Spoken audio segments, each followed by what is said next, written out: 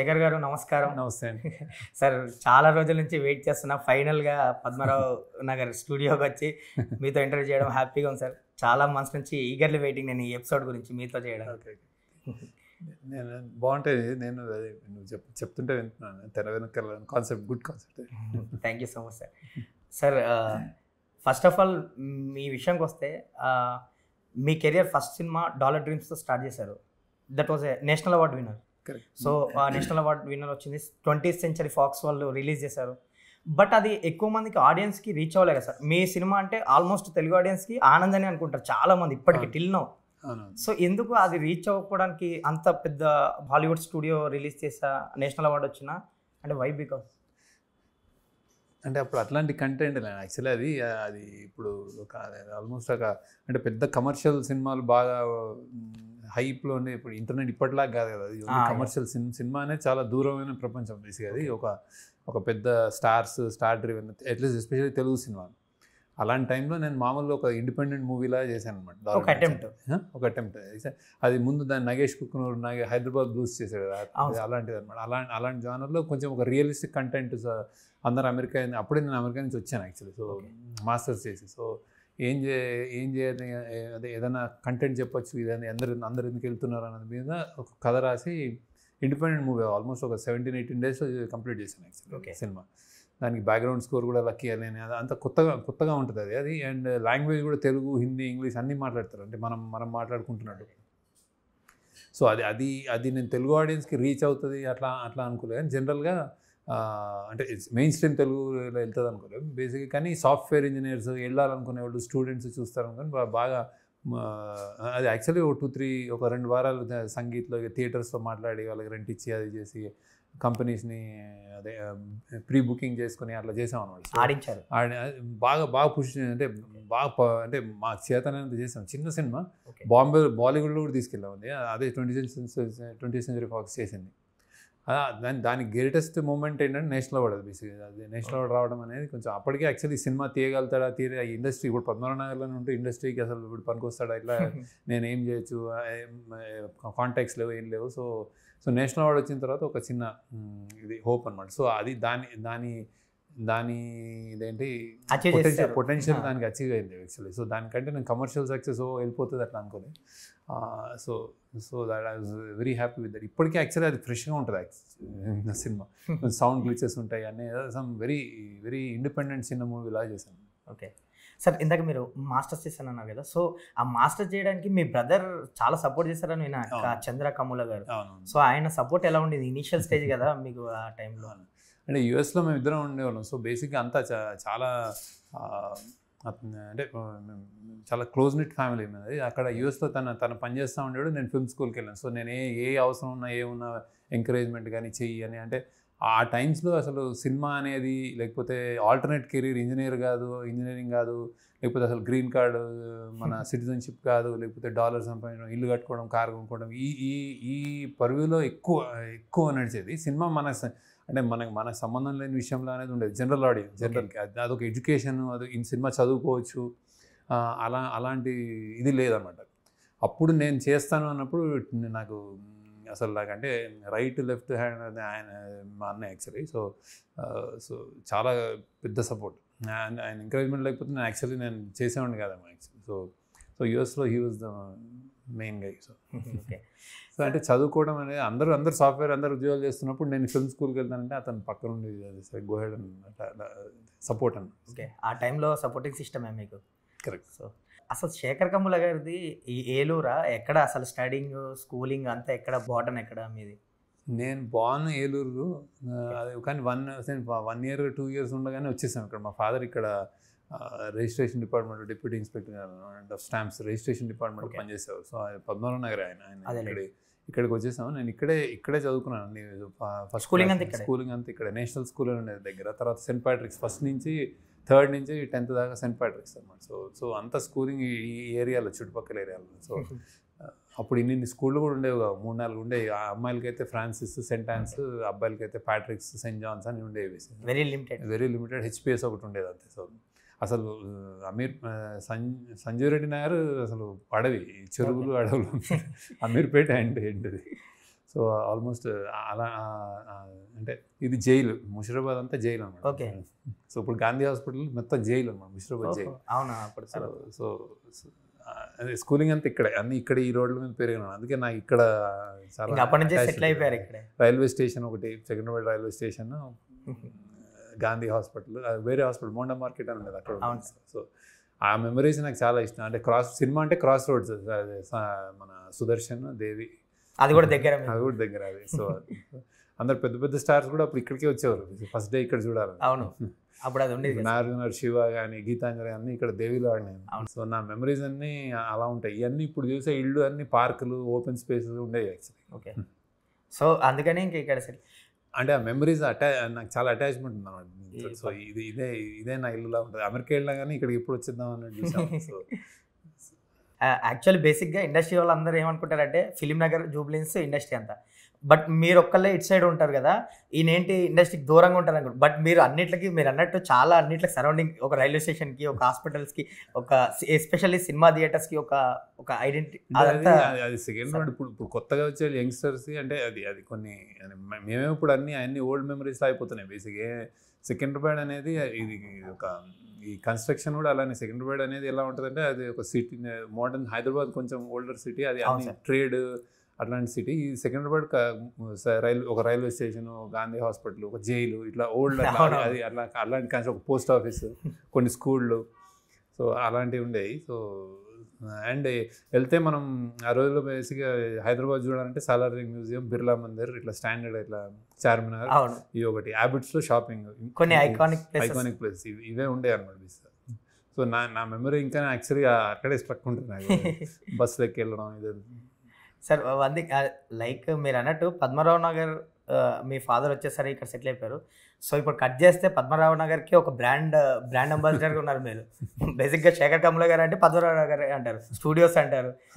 ఇక్కడ సపరేట్గా studios build చేశారు మీ సినిమాల వరకు, ఇక్కడే షూట్ చేస్తూ. మన నాగ చైతన్య గారు కూడా అన్నారు ఇంటర్వ్యూలో పద్మరావు నగర్ స్టూడియోస్ అని. అదే అట్లా కుదిరింది బేసిక్గా. నాకు చుట్టూన్న ప్రదేశాలు అవన్నీ కొంచెం రియల్ అట్లా స్టార్ట్ అయింది ఆనంద్. ఓకే. ఆనంద్ అసలు తీసేటప్పుడు అసలు మేము డాలర్ డ్రీమ్స్ నుంచి ఆనంద్ జర్నీ, నాకు అది చాలా పెద్ద జర్నీ. అది అంటే పెద్ద స్కేల్ సినిమా ఆనంద్ నాకు. ఓకే. సో దానికి ఆ రూపాయి ఇల్లు అనేది మెయిన్ దానికి, అది మెయిన్ దాని సోల్ బేసిక్గా. సో ఇది ఎక్కడ దొరుకుతుంది నేను ఇమాజిన్ చేసుకున్నది ఒక చిన్న అవుట్ హౌస్ లాంటిది, ఒక మెయిన్ బిల్డింగ్ అట్లాంటిది. అసలు మొత్తం ఊరంతా తిరిగాం యాక్చువల్, ఎక్కడ అంటే రాసుకుని మోస్ట్లీ సిటీ అంతా తిరిగేసి ఉంటారు. సిటీ మొత్తం అసలు అవుట్స్కర్ట్స్తో పాటు ఏవి అసలు చూడని లొకేషన్ లేదనమాట. లాస్ట్కి ఒక రోజు నేను మా ఇంటి పక్కన వెళ్ళి అలా వెళ్తూ ఏదైనా గుడి ఉంటుంది, ఆ గుడి జనరల్ వెళ్తూ ఉంటాను. సరే వెళ్ళి అలా అవుతున్నాయి, ఏంటి ఇక్కడ ఏముందని అటు వెళ్ళాము. చాలా అన్ని వేకెంట్ స్పేసెస్ ఉండేవి. సడన్గా అసలు దొరికింది కదా, అది అనిపించారు ఇక్కడ చేద్దామని. ఇంకా ఆనంద్ అక్కడ చేశాను. ఇప్పుడు అక్కడే నేను నా ఇల్లు కూడా అక్కడే ఇప్పుడు యాక్చువల్లీ. ఓకే. సో అక్కడ దొరకగానే ఇంకా అలా మెల్లగా ఏదన్నా కానీ ఇప్పుడు లవ్ స్టోరీ నేను ఆడుకున్న ఆ గ్రౌండ్ దగ్గర ఒక బిల్డింగ్ దొరికాను. సో ఒక కన్వీనియన్స్, ఒక ఫెమిలియారిటీ, ఒక మేబీ అది డైరెక్టర్గా నా సోల్, నేను ఏదో నాకు చాలా ఆనందించే విషయాలు కాబట్టి అట్లా ట్రాన్స్లేట్ అవుతాయి మూవీస్. సో అందుకే నాకు ఇక్కడ ఇష్టం యాక్చువల్ ఫిల్మ్ నగర్ అనేది. నాకు యాక్చువల్లీ నాకు కొత్త ప్రదేశాలు అవన్నీ. సో పద్మనాభ నగర్ నుంచే ఆల్మోస్ట్ మేము చూసిన క్లాసిక్స్ అన్నీ ఇక్కడ నుంచే కథలు పుట్టుకొచ్చాయి. అయితే పుట్టుకొచ్చా సార్. ఏంటి సార్ మీకు ఒక సెంటిమెంట్ ల్యాప్టాప్ ఏదో ఉందంట, అంటే ఇప్పుడు రాస్తున్నారో లేదో నాకు తెలియదు కానీ అప్పట్లో ఆ ల్యాప్టాప్లోనే రాసేవారు, ఒక చైర్లోనే కూర్చొని రాసేవారు అని విన్నా నేను. ట్రూ అంటే ఆ రెండు మీకు సెంటిమెంట్స్ అని విన్నా. చైర్ సెంటిమెంట్, ల్యాప్టాప్ ఇంకా అలవాటైంది. ల్యాప్టాప్ ఇంకా మార్చాలి కదా, లేకపోతే అవుట్డేట్ అది ఏంటని అసలు అది చచ్చిపోతూ ఉంటారు. అప్డేటెడ్ చైర్ చేస్తాను నేను. అది అంటే అది సెంటిమెంట్ అని కూడా కాదు, అది నాకు కంఫర్టబుల్ ఉంటుంది. ఇప్పటికీ అదే చైర్లో రాస్తాను సార్, కుబేర వరకు కూడా. Okay sir. ఏంటి ల్యాప్టాప్ గురించి నాకు మీ అసిస్టెంట్స్ ఒక 2-3 అడిగితే చెప్పారు, ఆ టైంలో ఆయన ఆ ల్యాప్టాప్లోనే రాసేవారు. సో అది మేము తీసుకొని కన్వర్ట్ చేసుకొని ఆ స్క్రిప్టింగ్ నుంచి కొంచెం అమీర్పేట్కి వెళ్ళి చాలా ఇబ్బంది పడేవారం. బట్ ఆయనకి ఆ సెంటిమెంట్ అది బాగానే రీసెర్చ్ చేసినట్టు మ్యూజిక్ కరెక్ట్ అయ్యేది యాక్చువల్. అంటే దాంట్లో ఇవి అదేంటి ఆ డిస్కెట్ ఉంటాయి కదా, ఫ్లాపీ డ్రైవ్లు అవి ఉండేవి. అది ఇప్పుడు మన ఇవి వచ్చినా కానీ దాంతో నేను సినిమా రాసిన తర్వాత ఆ ఫ్లాపీ డ్రైవ్లో తీసుకెళ్ళి మళ్ళీ దీంట్లో పెన్ డ్రైవ్లో తీసుకొచ్చేవారు. అందులో ఆ ల్యాప్టాప్ పెన్ డ్రైవ్ ఉండేది. ఓకే. వాళ్ళు అమీర్పేట వెళ్ళేవారు. కరెక్ట్. సో ఇప్పటికైతే ఉందా సార్ ల్యాప్టాప్? అయితే ఉంది. ఓకే. వాడుతున్నారు, యూజ్ చేస్తున్నారు. ఆనంద్ తర్వాత గోదావరి, హ్యాపీ డేస్ కూడా అందరూ రాసినట్టు. బేసిక్గా మీకు డాలర్ డ్రీమ్స్ ముందు అసలు సినిమా ఒకటి తీయాలి, ఫిల్మ్ మేకింగ్ మీద ఇంట్రెస్ట్ ఎప్పుడు కలిగింది సార్? అంటే మీరు ఫిల్మ్ స్కూల్లో ముందే ఎప్పుడో ఉండి ఉంటుంది కదా, ఐ థింక్ చైల్డ్హుడ్ నుంచి ఎప్పుడన్నా సినిమాస్ మీద కానీ? సినిమాలు యాక్చువల్లీ నేను మరీ ఎక్కువ కూడా చూసేవాడిని కాదు. బేసిక్గా కొంచెం ఎక్కడైనా ఒక స్పార్క్, నేను రీసెంట్గా చెప్తాను, బేసిక్గా నేను చిరంజీవి గారి సినిమాలు చూసేవాళ్ళం బాగా ఎక్కువ. అది ఇంజనీరింగ్ కాలేజ్లో కానీ అట్లా నేను చిరంజీవి ఫ్యాన్ అని చెప్పి ఆ చిరంజీవి సినిమా వస్తే నేను డబ్బులు పెట్టుకుని ఆయన నువ్వే తీసుకెళ్ళాలి అట్లాంటివి ఉండేది. సో బేసిక్గా నేను అది ఆయన ఒకసారి కలిసినప్పుడు అనుకున్నాను, నేను ఎందుకు అనుకున్నాను, అరే ఎప్పుడైనా సినిమా తీయాలి అట్లా ఏదో అది అది స్పార్క్ ఏంటి అని తెలియదు అనమాట. బేసిక్గా అదే సరే ఎప్పుడైనా చదువుకుందామేమో అని ఒకటి ఉన్నట్టుంది. అది ఇంజనీరింగ్ కాదు, కానీ ఆ టైమ్స్ అది చెప్పే టైమ్స్ కాదు ధైర్యంగా. అది జస్ట్ నువ్వు సర్వైవలే, నీకు జాబ్ రావాలి, నువ్వు ఏదో ఇంజనీరింగ్ చదివిన తర్వాత నువ్వు సెటిల్ అవ్వాలి అన్న టైమ్స్ అవి. ఓకే. మా ఫాదర్ కూడా జనరల్ ఇప్పుడు నువ్వు ఐఏఎస్ అట్లా అలాంటివి అయితే హ్యాపీగా ఉంటాడని సినిమాలోకి వెళ్తానంటే ఫస్ట్ వరి మనకి ఎవరు లేరు, అసలు నువ్వు ఏంటి అంటే చెడిపోయాడు కుర్రోడు అన్న ఎందుకంటే ఎడ్యుకేషనల్ ఫ్యామిలీ. సో అలాంటి నేపథ్యమే. సో ఎప్పుడొకప్పుడు చదువుకుందామని యూఎస్ అందరిలా వెళ్ళి మాస్టర్స్ కంప్యూటర్ సైన్స్ చేసి ఆ తర్వాత నా సొంత డబ్బులు సంపాదించుకున్న తర్వాత మా అన్న సపోర్ట్ ఇదంతా చూసి కొంచెం అరే నాకు ఇది ఇంట్రెస్ట్ అంటే సినిమాలు కూడా కదా యాక్చువల్లీ నేను విజువల్ మీడియా అదే నేను నిజంగానే నేను రాశాను అనమాట. స్టేట్మెంట్ ఆఫ్ పర్పస్ అంటారు. యూనివర్సిటీలో జాయిన్ అయ్యే ముందు రాస్తారు, అసలు ఎందుకు చేద్దాం అనుకుంటున్నావు, నీకేంటి. ఇప్పుడు ప్రతి ఇంజనీరింగ్ ఫీల్డ్లో కూడా ఉంటుంది, నువ్వు ఏ రీసెర్చ్ చేద్దాం అనుకుంటున్నావు, సరే నువ్వు జెనెటిక్స్ చేద్దామా, నువ్వు మెకానికల్ చేద్దామా, కంప్యూటర్ సైన్స్ చేస్తున్నావు అంటే ఎందుకు, నీ ఇంట్రెస్ట్ ఏంటి, నువ్వు ఇప్పటిదాకా చేసింది ఏంటి అనేది ఒక లెటర్ రాయాలన్నమాట. అది చాలా మెయిన్. ప్రాపర్ రీజన్ చెప్పాలి, ప్రాపర్ రీజన్. అది అసలు ఈ క్యాండిడేట్కి అసలు ఇంట్రెస్ట్ ఉందా, ఇతను ఏంటి అని ఇవాల్యుయేట్ చేయడానికి ఆ ప్యానల్ అడుగుతారు ఆ లెటర్. అపార్ట్ ఫ్రమ్ మార్క్స్ అందరికీ వస్తాయి, ఏదో మార్కులు మనం పాస్ అవుతాం వస్తాయి. అది నేను అందరూ ఇక్కడ మామూలుగా రాసేస్తారు స్టాండర్డ్, నేను అన్ని చేసేద్దాం అనుకున్నా రాసేస్తారు, ఒకటి రాసిన కాపీ కొట్టేసి అట్లా. అది ఫస్ట్ నేను ఫిల్మ్ స్కూల్లో అది ఫస్ట్ నా జెన్యున్గా రాసుకునేది అనమాట విషయం. అది నేను నా ప్రపంచం నాకు వేరే ఉంటుంది, నేను వేరే వాళ్ళకన్నా కొంచెం భిన్నంగా ఆలోచిస్తాను. నాకు వేరే వాళ్ళు సంతోషించే విషయాలు నాకు అంతగా నాకు వానంటే ఇష్టం, పిల్లలంటే ఇష్టం, నాకు అసలు ఇట్లాంటి జాబులు చేయాలన్నా లేకపోతే డబ్బులు సంపాదించాలన్నా ఇట్లాంటివి ఏమో లేవు. నాకు ఇండియా అంటే, నాకు అమెరికా అంటే ఇష్టం కానీ ఇండియా అంటే ఇంకా ఇష్టం. ఇట్లా నాకు నేను నా వరల్డ్ కానీ నేనంటే అందరికీ ఇష్టం ఉంటుంది. సో నా ప్రపంచం ఏదో చాలా బాగుంటుందేమో, అందరికీ నచ్చుతుంది కాబట్టి అలాంటిది ఏదో చూపించాలనుకుంటున్నాను కాబట్టి నేను విజువల్ మీడియాకి వద్దాం అనుకుంటున్నాను, రాశాను. ఓకే. అదే యాక్చువల్లీ జెన్యున్ ఇది అనమాట. అంటే చిన్నప్పుడు ఇంజనీరింగ్ టైంలో ఇప్పుడు ఒక చిన్న ఫ్యాసినేషన్ తోటి సినిమాకి వెళ్ళడం అనేది చిరంజీవి గారు అట్లా అది చూసి వచ్చింది. ఇది తర్వాత కొంచెం ఒక ఫామ్ అయిన తర్వాత అసలు ఏంటి అంటే విజువల్ మీడియా అనుకున్నాను. సో అది యాక్చువల్గా యూనివర్సిటీ ప్రొఫెసర్స్, ఆ చైర్మన్ అసలు ఇంత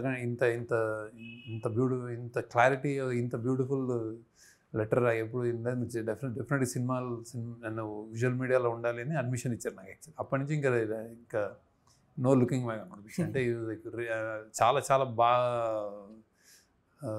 కాలేజీలో అంటే ఇక్కడలాగా ఇంజనీరింగ్ క్లాసెస్లో కష్టపడి చదువుతాము, పాస్ అవ్వాలని ట్రై చేస్తాం, కానీ అసలు ఇంకా దాంట్లో అయితే అన్ని ఏలే వచ్చాయి నాకు అనమాట. So exceptional student general. అక్కడ ఆనంద్ థీసిస్ అన్నాడు. అక్కడ ఆనంద్ టైంలోనేనా మీకు ఒక వైస్ ప్రెసిడెంట్ పోస్ట్ ఏదో వస్తే మీరు జాబ్ చేస్తూ సంథింగ్ ఏదో ఒక ప్రమోషన్ వస్తే అదా సినిమా అన్న టైం వస్తే మీరు అది లైట్ తీసుకొని నాకు తెలిసి ఆ టైంలో 3 lakhs 4 lakhs ఐ థింక్ కదా సార్, అదే హ్యూజ్ శాలరీ ఆ ప్రమోషన్ తీసుకుంటే మీకు. బట్ అది మీరు వదిలేసి సినిమా సైడ్ వచ్చారని విన్నా నేను.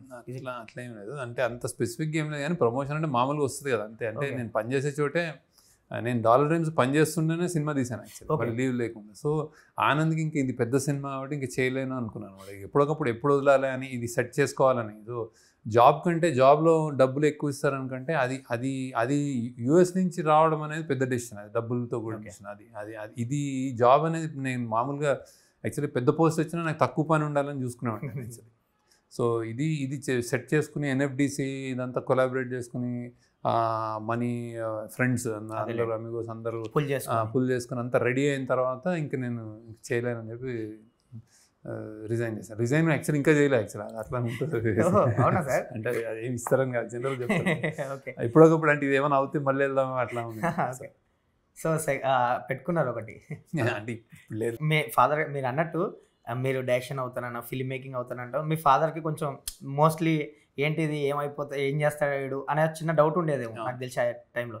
బట్ డాలర్ డ్రీమ్స్ తీశారు మీరు, ఏదో స్ట్రగుల్ పడ్డారు, మంచి అటెంప్ట్ చేశారు అని వచ్చి అప్రిషియేషన్ వచ్చింది, ఫైనల్ నేషనల్ అవార్డు వచ్చింది యాజ్ డైరెక్టర్గా మీకు. సో మీ ఫాదర్ ఫీలింగ్ ఏంటి అప్పుడు కానీ ఇప్పుడు కానీ ఒక డైరెక్టర్ అయ్యి ఇంత పేరు తెచ్చుకొని పద్మరావు నగర్కే బ్రాండ్ అంబాసిడర్ అయ్యారు మీరు. Actually he passed away. So ఆ టైంలో హీ వాజ్ వెరీ ప్రౌడ్. బేసిక్గా ఆయన యాక్చువల్లీ ఆయన పవర్ఫుల్ ఆఫీసర్. ఆయన పేరు అంటే ఆయన బాగా మేము ఎక్కడికైనా వెళ్తే ఆయన అంటే రిజిస్ట్రేషన్ డిపార్ట్మెంట్, రెవెన్యూ డిపార్ట్మెంట్లో ఉన్నది కొంచెం ఆయన మాకు పనులు అంటే కొంచెం జరిగిపోయేవి. అంటే వాడుకునేవారు. వాడంటే అంటే పెద్ద అంటే మాకేమన్నా ఇప్పుడు ఎక్కడికైనా అంటే వాడడం ఏముంది చేసే తిరుపతి దర్శనం లేకపోతే ఏదైనా ఇట్లా ఏదైనా కాలేజ్ అడ్మిషన్ ఏదో సంథింగ్ ఇట్లాంటివన్నీ ఆయన ఇది ఉండేది. తర్వాత ఇంకా ఆయన బ్యాంక్ వెళ్ళినా కానీ నా ఫాదర్ ఉన్నప్పుడు he was feeling really proud. కానీ అది ఆనంద్ దాకా డాలర్ డ్రీమ్స్ కూడా బేసిక్గా ఆయన అది నేషనల్ అవార్డు వచ్చినా కానీ డబ్బులు వచ్చేది అదే నా కెరియర్ ఇంకా షేకీగానే అనుకునేవారు. ఆనంద్ తర్వాత నుంచి ఆయనకి ఇదేదో చేస్తాడు confidence. Very proud, very happy. నాకు కూడా అదే హ్యాపీనెస్. అంటే నాకు ఏమైనా చేయాలంటే ఆయన ఇప్పుడు సపోజ్ ఆయన హ్యాపీగా ఉన్నప్పుడు అందరికీ అంతే, పేరెంట్స్ మనం చూసి ప్రౌడ్ అయినప్పుడు పిల్లలకి అదే ఇది ఉంటుంది, గర్వంగా ఉంటుంది. So he was very happy. And also అంటే మోర్ దెన్ దట్ ఆయన బ్యూరోక్రాట్ సర్కిల్స్లో ఇప్పుడు మనం ఆ కంటెంట్ ఆఫ్ ద ఫిల్మ్ కూడా మ్యాటర్ అవుతుంది. ఆయన ఏ కంటెంట్ చూసి ఏం మాట్లాడుతున్నారు. I think leader he was very happy. Leader ఆయన పనిచేసిన ఆయన పెద్ద ఆఫీసర్స్ కానీ ఐఏఎస్ ఆఫీసర్ కానీ వాళ్ళు కానీ లీడర్ని చాలా జనరల్ మెచ్చుకుంటారు. ఆయన ప్రతి సినిమా సెన్సర్లో చూసేవాడు. ఆయన వచ్చేవాడు, సెన్సర్కి వచ్చేవాడు ఆయన. అప్పటివరకు చూసేవారు కదా? అప్పటివరకు చూసేవాడు. సరే ఉత్తిన సెన్సర్ నేను సెంటిమెంట్గా రమ్మనేవాడిని. సో లీడర్ అది మన మెదిపట్నంలో ఉండేది ఆఫీస్, ఎఫ్డి అదే సెన్సర్ ఆఫీస్ మాసప్ ట్యాంక్లో. సో ఐ థింక్ ఈ లీడర్ అప్పుడే ఆయన చాలా భలే తీసేవారు అని ఊహించలేదు ఎవరు యాక్చువల్లీ ఏంటంటే. ఓకే. ఆనంద్ విషయానికి వస్తే మీరు ఇందాక అన్నారు పుల్ చేయడానికి బడ్జెట్ తీసుకురావడానికి చాలా కష్టపడ్డాను. నాకు తెలిసి చాలా స్ట్రగుల్స్ ఫేస్ చేస్తుంటారు కదా సార్. అంటే ఆ బడ్జెట్ పెట్టుకోవడానికి లైక్ అది మీరు అన్నట్టు ఆ టైంలో మీకు పెద్ద సినిమా సెకండ్ ఫిలిం, అది కమర్షియల్గా కానీ లైక్ మీరు చెప్పాలనుకున్న కథని కానీ తీయడానికి కొంచెం సర్టన్ ఆఫ్ బడ్జెట్ కావాలి. బాగా పుల్ చేయడానికి చాలా ఇబ్బంది పడ్డారా సార్ ఆ టైంలో? ఇబ్బంది అంటే నాకు డైలీ చాలా అంటే ఎవ్రీడే స్ట్రగుల్ ఉంది. కాకపోతే మా ఫ్రెండ్స్ కానీ అట్లా వారం నేను యాక్చువల్లీ మా ఫ్రెండ్స్ గారు ఫోన్ చేస్తే నేను అడగకుండానే వాళ్ళు ఇది అవసరం ఉందని పంపించారు. యాక్చువల్లీ అంటే ఎవ్రీ వీక్ సెటిల్ చేసేవాళ్ళం. అంత పెద్ద సినిమా చేసిన యూనిట్కి మేము అలా సెటిల్ చేసేవాళ్ళం అన్నమాట. ఎక్కడ బ్యాలెన్స్ లేకుండా, ఎక్కడ అవుట్ స్టాండింగ్ ఇది లేకుండా అన్ని కుదిరినాయి. అది చాలా రోజులు తీసాం. అది నాకున్న అదేంటి స్తోమతకి కానీ సత్తాకి కానీ అది అన్ని రోజులు తీసాం అనమాట. అంటే అందుకే అంత బ్యూటిఫుల్ పెయింటింగ్ లా ఉంటుంది అది. ఓకే. సో విజయ్ కుమార్ కానీ సినిమాటోగ్రఫీ, మార్తాండ వెంకటేష్ ఎడిటింగ్ కానీ, రాధాకృష్ణ మ్యూజిక్ కానీ అన్ని పెద్ద డ్రీమ్ లానే చేసాం. అది ఎస్పెషల్లీ విజయ్ కుమార్ లైటింగ్ అదంతా అది almost day early mornings, summer, winter mornings ఇట్లాంటి ఫాగ్ ఇవన్నీ క్రియేట్ చేశాడు ఉన్న చోట్ల. చాలా న్యాచురల్గా రియలిస్టిక్, చాలా కష్టపడి తీసాం. అది మళ్ళీ అదొకటి ఎత్తు, కథ చెప్పడం ఒకటి ఎత్తు, డబ్బులు రావడం ఎత్తు, మళ్ళీ సినిమా తీసిన తర్వాత ఇది ఏం సినిమా అని అర్థం కాదు. అందరికి నచ్చుతుంది కానీ ఏంటో నచ్చుతుందో అందరికి నచ్చుతుందో అర్థం కానీ సెల్లింగ్ కష్టం. ఆనంద్కి అసలు అదే ఒక కన్సెప్ట్ నుంచి పేపర్ మీద పెట్టడం దగ్గర నుంచి ఎగ్జిబిషన్ దాకా అంతా మేమే చేసాం అమ్మి కూడా. సో ఎవరు లేకపోతే 4-5 థియేటర్లో ముందే 2 వీక్స్ రెంట్ ఇచ్చి ఆడి అది మన ఎగ్జిబిట్ చేసి అంతదాకా తీసుకెళ్ళాం యాక్చువల్లీ. సో మచ్ స్ట్రగుల్ ఉండేది అసలు unprecedented. I don't think anybody అది ఎవరు చేయగలుగుతారు. అంటే నా వల్ల కూడా మళ్ళీ సాధ్యం కదా అలాంటి ఆ డేస్. సార్ ఆనంద్ స్క్రిప్ట్ మీరు పవన్ కళ్యాణ్ గారికి ఏదో పంపించారని విన్నా, ఇజ్ ఇట్ ట్రూ సార్? ఆ టైంలో ఏదో పంపించారు, నరేషన్ ఇవ్వలేదు కానీ పంపించారని విన్నా, ఇజ్ ఇట్ ట్రూ? ట్రై చేశాను అందరికి. అసలు ఆనంద్ చెప్పని హీరోకి చెప్పని ఇది లేడు యాక్చువల్లీ.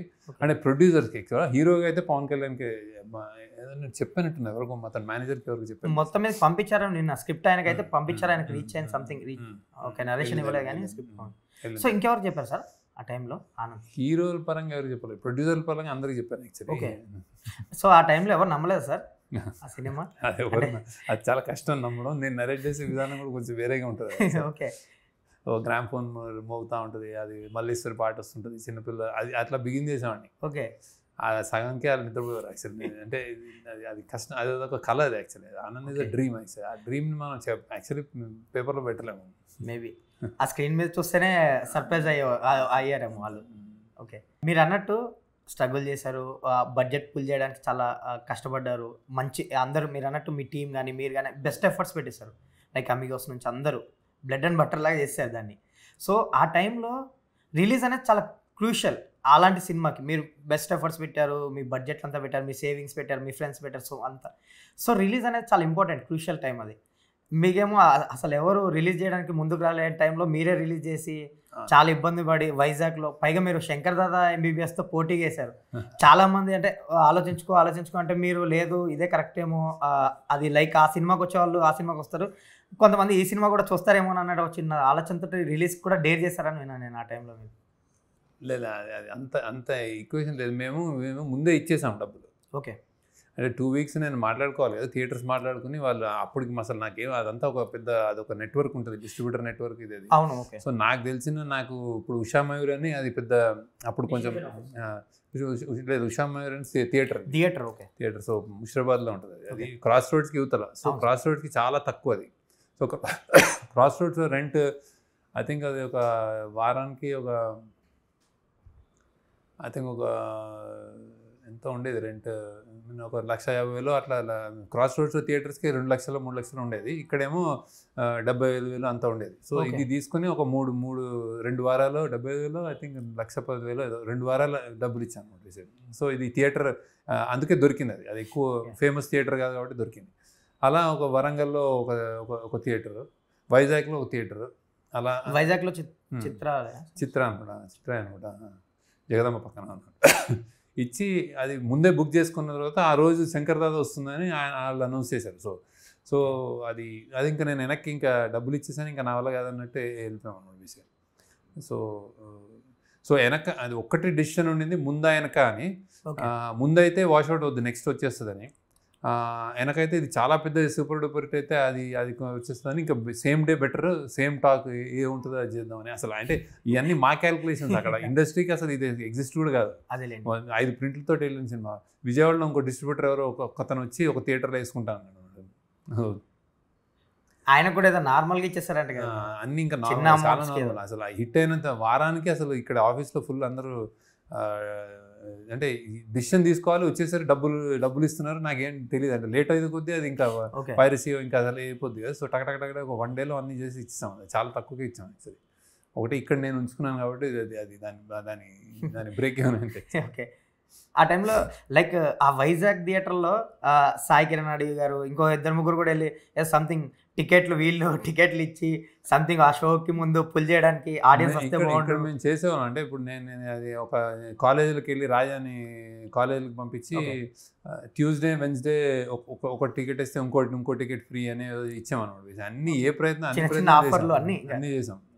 అవన్నీ మేము ఆ బ్రూ తోటి ఒక టైఅప్ ఉండింది. సో దాంతో మంచి కాఫీ లాంటి సినిమా అయినా వాళ్ళు కాఫీ లాంటి మీకు అది ఇంతకంటే బ్రాండ్ ఏముంటుందని చెప్పి వాళ్ళని ఓపెన్ చేసాం. వాళ్ళు ఒక 5-6 హోర్డింగ్స్ ఇచ్చారు. ఆ హోర్డింగ్ కూడా అసలు ఇంత సిటీలో 5-6 అసలు ఏం కనిపించవు, కానీ అది అక్కడి నుంచే స్టార్ట్ అయింది. ఆ హోర్డింగ్స్ చాలా బ్యూటిఫుల్ ఉండే యాక్చువల్లీ. మీకు అప్పుడు అవే పెద్ద ప్రమోషన్ అడ్వర్టైజ్మెంట్లో. మీరు ఇప్పుడు అన్నట్టు మంచి కాఫీ లాంటి సినిమా అనేది క్యాప్షన్ మంచి కుదిరింది ఆ సినిమా. మా మినర్వాలా కాఫీ షాప్ అయితే ఎప్పుడు అక్కడ కూర్చునే వాళ్ళం. మినర్వా కాఫీ షాప్ అది మన సోమాజిగూడలో. అక్కడ ఇప్పుడు కూడా అక్కడే కూర్చుంటాయి జనరల్. నేనంటే ఎవరైనా మీటింగ్స్ అంటే ఇక్కడ నుంచి అక్కడికి ఏదో కాఫీ తాగుతారే మనది కాఫీలా ఉంటుంది సినిమా మంది అన్నాడు. నేను సరే ఇదేదో బాగుందని అది అక్కడి నుంచి స్టార్ట్ అయింది. అది సో వర్డ్ ఇచ్చింది. ఆ తర్వాత అది క్యాప్షన్ అని అది పెట్టి సునీత వాయిస్ డబ్బింగ్ రూపా వాయిస్ ఇచ్చేది. సో యాడ్లో కూడా మంచి కాఫీ లాంటి సినిమా అండి. అది అది జిమ్మిక్ కాదు, నిజంగానే మేము అనుకున్నది అనమాట. ట్రూలీ అంటే సినిమా చూసాక ఆడియన్స్ ఫీల్ కూడా పొద్దున్నే ఎర్లీ మార్నింగ్స్ కాఫీ తాగుతూ ఉంటుంది. ఏంటి సార్ మినర్వాలా డిస్కషన్ పెట్టుకున్నారా ఆ టైంలో? ఎర్లీ స్టేజ్ ఆ టైంలో చాలా ఎక్కువ కూర్చునే వాళ్ళం అక్కడ బేసి. ఓకే సార్, ఆనంద్కి వచ్చేసరికి చాలా మెమరీస్ ఉండుంటాయి. మీరు ఇప్పుడు ఇన్ని ఇయర్స్ తర్వాత కూడా ఒకసారి తలుచుకుంటే ది బెస్ట్ మెమరీ కానీ బెస్ట్ మూమెంట్ కానీ ఏంటి సార్? బెస్ట్ మెమరీ మూమెంట్ ఒక్క మూమెంట్లో కానీ అది చాలా అంటే సో మెనీ ఉండుంటాయి, బట్ వన్ థింగ్ ఏదైనా షేర్ చేసుకోవాలనుకుంటే ఇన్ని ఇయర్స్ తర్వాత ఆ సినిమా గురించి. నాకు ఆనంద్ ఎక్కువ, నాకు ఇప్పుడు యాక్చువల్లీ ఆయన లేరు కాబట్టి గుర్తొస్తారు, వేటూరు గారు గుర్తొస్తారు ఎక్కువ ఆనంద్ గురించి తలుచుకుంటే. ఎందుకంటే అంటే అదొక చిన్న కుర్రోడు ఒక పెద్ద స్టార్ వర్డ్ తోటి వెళ్ళి అందులో ఆనంద్కి ఆడియో ఫంక్షన్కి మేము ఏ గెస్ట్ లేరు ఫస్ట్. ఆదిత్య మ్యూజిక్ వాళ్ళు నాకు ఆయన ఉమేష్ గుప్తా గారు చాలా గొప్ప, అంటే ఆయనకు మంచి ఇయర్ ఉంది, మంచి టేస్ట్ ఉంది ఆయనకి. ఆయన నార్త్ ఇండియన్ కానీ తెలుగు ఆయన పట్టుకుంటాడు మ్యూజిక్. సో మేము ఇది మ్యూజిక్ ఇది రాధాకృష్ణ అని చెప్పి 5 పాటలు చేసాము. మాకేమో మా పాటలు చాలా గొప్ప, ఇది అసలు గొప్ప గొప్ప గొప్ప గొప్ప అన్నప్పుడు ఆయన విని నేను అసలు అవసరమే లేదు కానీ ఒక 5 lakhs ఇస్తానన్నాడు. ఆ 5 lakhs మాకు మొత్తం ఆ సినిమా RRకి 5 lakhs అనమాట అది. సో ఆయన ముందే ఇవ్వాలి అంటే ఇచ్చాడు. ఆడియో ఫంక్షన్ చేయాలి అంటే ఆడియో ఫంక్షన్కి మాకు గెస్టే లేరు అనమాట. సో మేము వేటూరు గారే ఇంతకంటే హీరో ఉంటారని వేటూరు గారిని ఆయన క్రచెస్, ఆయనకు అప్పుడు ఆయన హెల్త్ బాగాలేదు ఆయన. ఓకే. సో ఆయన మెల్లగా అసలు రారు, ఆయన అంటారు పిఆర్ వాళ్ళు అందరూ అసలు ఆయన రారు క్వశ్చన్ మీరు వదిలేంటే మేము మొత్తం వైస్రాయ్లో ఇక్కడ పెట్టుకున్నాం పెట్టాను. ఓకే. అది కూడా ఏదో ₹1,00,000 ఎక్కడో తెచ్చి అది చేశాను అనమాట నేను. ఆ ఫంక్షన్ చేసి సో ఆయన మెల్లగా అలా నడుచుకుంటూ వచ్చి స్టేజ్ కూడా ఎక్కలే ఆ స్టేజ్ దీని మీద గట్టు మీద కూర్చొని మాట్లాడాడు ఆయన. అసలు ఎవరు సంబంధం లేదు, ఏంటి అసలు ఏమవుతుందో తెలియదు అని అట్లాంటి మెమరీస్ ఆయనతోటి జర్నీ ఉంటుంది. ఆ పాటలు ఎంత గొప్పగా ఆయన, అంటే ఒక కుర్రోడు వచ్చి ఏదో చెప్తున్నాడు అని ఎవరో 100 మంది చెప్తా ఉంటారు. ఆయన ఎక్కడెక్కడ ఎంతెంత మహానుభావులకు, విశ్వనాథ్ గారి దగ్గర నుంచి రాఘవేంద్రరావు గారు అందరికీ రాసిన ఆయన, ఇది బ్లాక్ బస్టర్స్ ఇచ్చిన ఆయన. సో ఆ జర్నీ ఎప్పుడు ఎందుకు ఆయన లేకపోవడం కూడా ఏమో నాకు యాక్చువల్లీ తర్వాత బాగా గుర్తొస్తుండే ఎప్పుడు. అందుకే నాకు బాగా తిరుగుతూ ఉంటుంది మ్యూజిక్. ఆయన ఆనంద్ గొప్ప సాహిత్యం అది నాకు ఫస్ట్ టైం వరకే అలా రాసి ఇంత ఉంది ఈ సినిమాలో అని ఆయన ఎలా ఊహిస్తాడో నాకు తెలియదు. ఎందుకంటే ఆయన ఎదురు కూర్చుంటే ఆయన అసలు మన గురించి ఆలోచిస్తున్నాడని కూడా తెలియదు అసలు ఆయనకి. ఏదో ఎప్పుడు వెళ్ళిపోతారు అన్నట్టు ఉంటుంది ఆయన ఫేస్ వేసి. అది సో ఏంటి రాయడా అన్న దగ్గర నుంచి ఆయన గొప్ప సాహిత్యం ఇచ్చి, రాధాకృష్ణ మ్యూజిక్ కూడా ఈ ఓయూ దగ్గర ఆయన తిరుగుతూ ఉంటాడు. మేము అనీష్ నేను వాళ్ళు తిరిగి ఇన్స్పిరేషన్ అని చెప్పి ఏ పాటలు రాసి చాలా పెద్ద ఎఫర్ట్. ఆ మ్యూజిక్ జర్నీ ఒకటి పెద్ద గుర్తొస్తుంది. అందులో వేటూరు గారు నాకు లేకపోవడం ఇప్పుడు కూడా మిస్ అవుతాను, బాగా గుర్తొస్తుంది. ఇప్పుడు కళ్ళు చెమరుస్తూ ఉంటాయి ఆయన ఆనంద్కి. ఆయన అరే ఎలా ఉండేవాడు, ఎలా చేసాం ఇదంతా గుర్తొస్తుంది. ఆయన అమీర్పేటలో ఆయన అపార్ట్మెంట్. ఓకే. తర్వాత లీడర్ టైంలో ఆయన కంప్లీట్ సిక్కాడు. ఆయన సిక్కప్పుడు అదే హాస్పిటల్ నుంచే మాట్లాడాడు ఆయన. అప్పటికి మాకు చాలా అనుబంధం ఏర్పడింది. అప్పుడు చాలా నాకు చాలా ఇష్టం ఆయన. అప్పటికి అంటే ఇష్టం ఏర్పడిపోయింది. ఆయన తర్వాత గోదావరి ఆయన ఆ రాత ఆయనతో కూర్చొని రాయించుకుని చాలా టెరిఫిక్ మెమరీస్ ఉంటాయి. అంటే క్రియేటివిటీ నిజంగా అంటే ఒక పాట పుట్టుకుంటుంది కదా, చాలా అద్భుతంగా ఉంటుంది. నాకు స్టోరీ పుట్టినప్పుడు ఎంత ఆనందిస్తానో పాట పుట్టినప్పుడు అంతే ఆనందంగా ఉంటుంది యాక్చువల్లీ. సో ఆనందం ఆయన ఎక్కువ బాగా గుర్తొస్తాడు. ఇంకా కొన్ని అంటే రిలీజ్ రోజు ఇక్కడ ఈ ఫస్ట్ డే అసలు నేను ఎవరు లేరనుకుని ఆల్మోస్ట్ మేము ఆనంద్ రిలీజ్ ఇప్పుడు రేపు రిలీజ్ అనగా ఇవాళ మాకు యాక్చువల్లీ దానికి శాటిలైట్ ఒక 12 లక్షలు ఎంతో ఇస్తామంటే అది నేను ల్యాబ్లో కట్టాలన్నమాట. ల్యాబ్ డ్యూస్ ఉంటాయి కదా, అది కడితే బయటకు వస్తుంది సినిమా. ఓకే. సో రిలీజ్ అది ఇచ్చేస్తారని ముందు మాట్లాడుకున్న తర్వాత అదే రోజు అంటే ఇప్పుడు రేపు పొద్దున్న రిలీజ్ అంటే పొద్దున్న అక్కడ కూర్చొని మేము వాళ్ళు రిలీజ్ చేస్తారన్నప్పుడు ఆయన సురేష్ ప్రొడక్షన్స్లో ఆయన ఇది మీరు NFDC కో ప్రొడక్షన్ కదా, వాళ్ళ సైన్ కూడా కావాలన్నమాట. ఓహో. అనగానే ఇంకా నేను వాళ్ళకి కాల్ చేస్తే వాళ్ళకు మేము బోర్డు మీటింగ్ వేసుకోవాలి, అసలు మనం ఎందుకు అమ్ముతాము శాటిలైట్ అంటే రేపు రిలీజ్ బాబు నాకు అది అమ్మకపోతే నాకు రిలీజ్ అవ్వదు మీరు అంటే వాళ్ళు పెట్టిన తర్వాత వాళ్ళకి మర్చిపోతారు. అది గవర్నమెంట్ ఆర్గనైజేషన్, అది ఇంకా అయిపోయింది. సో నేను గంటలో చెప్పాలంటే వాళ్ళు కూర్చొని గంటలో ఇది 12 lakhs చాలా తక్కువ ఈ సినిమాకి అన్నారు అనమాట. అంటే మా బోర్డు నిర్ణయించిందంటే నువ్వు బోర్డు నిర్ణయించింది కానీ ఇక్కడ సినిమా రిలీజ్ అయిపోతుంది అంటే ఇవ్వలేదు అది. ఓకే. అప్పుడు ఇంకా వాళ్ళ కాళ్ళ వెళ్ళబడితే సురేష్ బాబు సో సరే నువ్వు రేపు రిలీజ్ కాబట్టి నువ్వు అన్ని పేపర్స్ అంటే సమస్తం రైట్స్ ఆయన ల్యాబ్లో పెట్టి రేపు రిలీజ్ అనుకున్నాను అనమాట. సో ఆనంద్ రైట్స్ అన్నీ సురేష్ ప్రొడక్షన్స్గా ఉన్నాయి. 8 hours పొద్దున్న 11 o'clock నేను ఇక్కడ ఈ ఉషా మేరీకి వెళ్ళిన మరుక్షణం అక్కడ అసలు ఏం లేదు, అక్కడ పెద్ద లైన్ ఉంది అమ్మాయి ఎక్కువ అమ్మాయిలు కాలేజ్ అమ్మాయిలు పెద్ద లైన్ చూసేసరికి ఇది ఏదో ఒకటి చేయాలని మళ్ళీ మా నాన్న అడిగాను ఫస్ట్ టైం. అప్పుడు అడిగితే 12 లక్షలు అంటే ఆయన అన్ని ఎఫ్డీలు ఇంకో 2 hours అన్ని బ్రేక్ చేసి బిఫోర్ 12 నేను అన్ని డబ్బులు ఇచ్చి అన్ని పేపర్స్ తీసుకున్నాం మళ్ళీ 12 కట్టేసి. సో అదొకటి చాలా థ్రిల్లర్ సినిమాలా ఉంటుంది. సో అది అన్ని గాడ్స్ గ్రేస్ అంటే అన్నీ అట్లా కుదిరినాయి. సార్ మీరు గాడ్ నమ్ముతారా, డెస్టినీ నమ్ముతారా? లైక్ గాడ్ని నమ్ముతాను. మీ జర్నీలో నేను గాడ్ని ఫ్రెండ్ అనుకుంటాను. అవునా? ప్రే చేయడం నేను ఏదో నాకు కావాలని ఎప్పుడు చేయను. బేసిక్గా నేను చేసే పని కరెక్ట్ అవ్వాలి అని కోరుకుంటాను. నా దన్నం మెకానిజం అదే ఉంటుంది. ఫ్రెండ్ లాగా ఉంటాను. వినాయకుడు అంటే ఇష్టం ఎక్కువ. సో బేసిక్గా ఇది నేను ఏదైనా చేస్తున్నాను కదా, ఇది తప్పు తప్పు థింగ్స్, ఎవరికి అన్యాయం జరగకూడదు, రాంగ్ డైరెక్షన్లో నేను డిసిషన్ తీసుకోకూడదు అని అడుగుతాను ఎప్పుడు. డబ్బులు బ్లాక్ బస్టర్ కూడా అడగను, మంచి సినిమా అవ్వాలని అడుగుతాను. అది అందరు నచ్చాలి, బాగుంటుంది, ఏదో ఎవరికి తప్పు జరగకూడదు ఈ సినిమా నుంచి, అట్లాంటివన్నీ అడుగుతాను. అవి కోరుకుని వెళ్తా వేస్తుంది. సో మీరు ఇందాక అన్నట్టు అది సక్సెస్ని టెస్ట్ చేశారు కదా రిలీజ్ తర్వాత. మీరు అన్నట్టు ఉషా మయూర్కి క్యూ కట్టడం, యూత్ అందరు చేయడం, నాకు తెలిసి మ్యాట్ నుంచి కొంచెం పుష్ అయింది, సెకండ్ డే నుంచి బాగా పికప్ అయింది, ఫ్యామిలీస్ వచ్చారు, ఒక బ్యూటిఫుల్ ఒక క్లాసిక్ అయింది ఫైనల్గా. ఇప్పుడు టీవీలో చూసినా అది అసలు ఒక సూపర్ మెమొరబుల్ క్లాసిక్లా అనిపిస్తుంది. సో ఆ టైంలో ఆ సక్సెస్, ఇప్పుడు మీరు ఫస్ట్ సినిమాకి మీరు ఏదైతే అనుకున్నారో అది రాలేదు, నేషనల్ అవార్డు వచ్చారు, మీరు హ్యాపీ సాటిస్ఫై అయ్యారు. బట్ ఈ సక్సెస్ని ఎలా ఎంజాయ్ చేశారు సార్? ఫస్ట్ సక్సెస్ అనేది చాలా ఇంపార్టెంట్ కదా ఏ డైరెక్టర్కైనా. సో అందరికి ఫోన్స్ రావడం, మాట్లాడడం ఇండస్ట్రీలో, అంటే బేసిక్గా అంటే అది ఒక ఫ్యామిలీ దీనిలా ఉండేది. ఆనంద్ మేకింగ్ చాలా ఇదిగా ఉండేది యాక్చువల్లీ. ఓ పెళ్ళి, ఆనంద్ రూప పెళ్లి చేయాలంటే మా అక్క గైనకాలజిస్ట్, ఆవిడ పేషెంట్స్ మొత్తం ఒక 200 మంది పేషెంట్స్ అందరినీ ఆ రోజు పెళ్ళికి రావాలి, పెళ్ళికి అందరు పట్టు చీరలు కట్టుకుని రావాలి, భోజనాలు ఉండవు అనమాట. సో అదే దాని క్రైటీరియా. అలా చేసిన ఇవి అనమాట. అందులో ఆనంద్లో ఒక్క జూనియర్ ఆర్టిస్ట్ కూడా ఉండడు. మొత్తం తెలిసిన వాళ్ళే వచ్చేయండి యాక్ట్ చేయండి అంతే.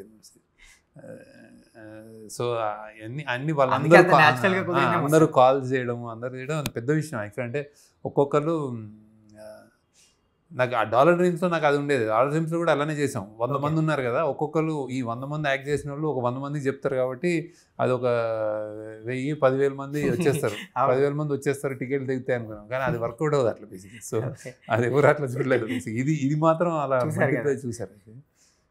బాగా అంటే బాగా రెస్పెక్టబుల్, చాలా పొజిషన్, చాలా స్టాండర్డ్స్, చాలా హై స్టాండర్డ్స్లో యాక్సెప్టెన్స్ వచ్చింది ఆనంద్కి. నంది అవార్డులు, బెస్ట్ డైరెక్టర్, బెస్ట్ అన్ని నంది అవార్డులు, సక్సెస్. అండ్ అందరు అంటే దాసనారాయణరావు స్టేజ్ మీద అసలు చెప్పడం, బాపు గారు నాకు కాల్ చేసి ఎవరు అసలు ఫోన్, నేను బొమ్మలు గీసే బాపున్నాయా నీకు థియేటర్లో దీపావళి రోజు చూసారనమాట ఆయన. అట్లాంటి రెస్పాన్స్. రాఘవేంద్రరావు గారు అందరూ కాల్ చేశారు. అంటే గొప్ప కొత్త సినిమా అని. అది చాలా అంత ఈజీగా రాదు యాక్చువల్లీ. ఏమైనా తీయచ్చు కానీ అంత ఈజీగా కుదిరింది. సో బెస్ట్ కాంప్లిమెంట్ అదే సార్ మీకు బాపు గారు ఇచ్చింది? నాకు బాపు గారు చాలా ఇష్టం యాక్చువల్లీ, చాలా ఇష్టం. వేటూరు గారి దగ్గర కూడా వెళ్ళిన తర్వాత అది వెళ్ళినప్పుడు బాగుంది అన్నాడు అంతే. అంతకంటే ఆయన పెద్దగా ఎక్స్ప్రెస్ చేయరు కదా అసలు, బట్ మీరంటే లవ్ ఉంటుంది అక్కడ నుంచి. చాలా ఇష్టం అంటే చాలా ఆల్మోస్ట్ కొడుకులా చూసుకున్నాడు. టీలు తాగుతూ ఉండేవాళ్ళం, మాట్లాడుతూ ఉండేవాళ్ళం. మంచి బాండింగ్ ఉండేది మీ మధ్య. అంటే ఇంకా ఆయన ఉంటే ఇంకా గొప్పగా వచ్చేయేమో అనిపిస్తుంది నాకు. ట్రూలీ సార్, మీ సినిమాల్లో పాటలు అందరికీ ఫేవరెట్. ఆ పాటల్లో ఆయన కాంట్రిబ్యూషన్ చాలా ఎక్కువ. అండ్ ఆ జర్నీ చాలా బాగుంటుంది, ఫన్గా ఉంటుంది అనమాట. అది కమర్షియల్ వరల్డ్కి దూరంగా సినిమా, కమర్షియల్ ఇదంతా సినిమా అనేది క్రియేషన్ అనేది ఆయనతో కూర్చున్నప్పుడు నాకు అనిపిస్తూ ఉంటుంది అనమాట. అది మళ్ళీ ఆయన చాలా 100% కమర్షియల్ రైటర్ ఆయన. అది నాతోటి నేను వెళ్ళగానే ఆయన వేరే అవతారంలో ఉండేవాడు నాతోటి. సో నా కోసం వేరేగా ఆలోచించేవాడు అనిపిస్తుంది. అందుకే నాకు అంత ముచ్చటగా ఉండేది నాకు. సో ఆయనతో బెస్ట్ మూమెంట్ ఏదైనా షేర్ చేసుకోండి సార్ ఈ సందర్భంగా. ఏదైనా లైక్ ఆయన మీకు చెప్పింది కానీ, ఏదైనా మంచి విషయం కానీ, లైక్ ఏదైనా ఒక మూమెంట్ ఆయనతో మీకు బెస్ట్ మూమెంట్. గాంధీ గారు అంటే చాలా ఇష్టం ఆయనకి. ఆయన చెప్తా ఉండేవారు గాంధీ గారు చనిపోయినప్పుడు వీళ్ళు ఎక్కడ ఉండేవారు, ఆయన జర్నలిస్ట్, వాళ్ళు ఎలా షేక్ అయిపోయారు. లీడర్ అప్పుడు చాలా గాంధీ గారి గురించి చాలా చెప్పేవారు నాకు. అండ్ చాలా ఇష్టం ఆయనకి. ఎందుకు గాంధీ గారు అంటే చాలా ఇష్టం, ఎందుకంటే ఆ టైంలో ఆయన యంగ్ జర్నలిస్ట్ అనమాట. గాంధీ అనే ఒక మహాత్ముడు చనిపోయినప్పుడు వీళ్ళందరూ అప్పుడు ఆ టైంలో బతుకున్న వాళ్ళు వేరే ఎక్స్పీరియన్స్ కదా. సో నేను కొన్ని సీన్లు చూపించినప్పుడు నేను ఒకసారి చూస్తాను, తల్లిపాట మన ఏంటి లీడర్లో తల్లిపాట, తల్లి చనిపోయినప్పుడు ఒక పాట రాద్దాం అనుకున్నాను నేను యాక్చువల్లీ తల్లి గురించి.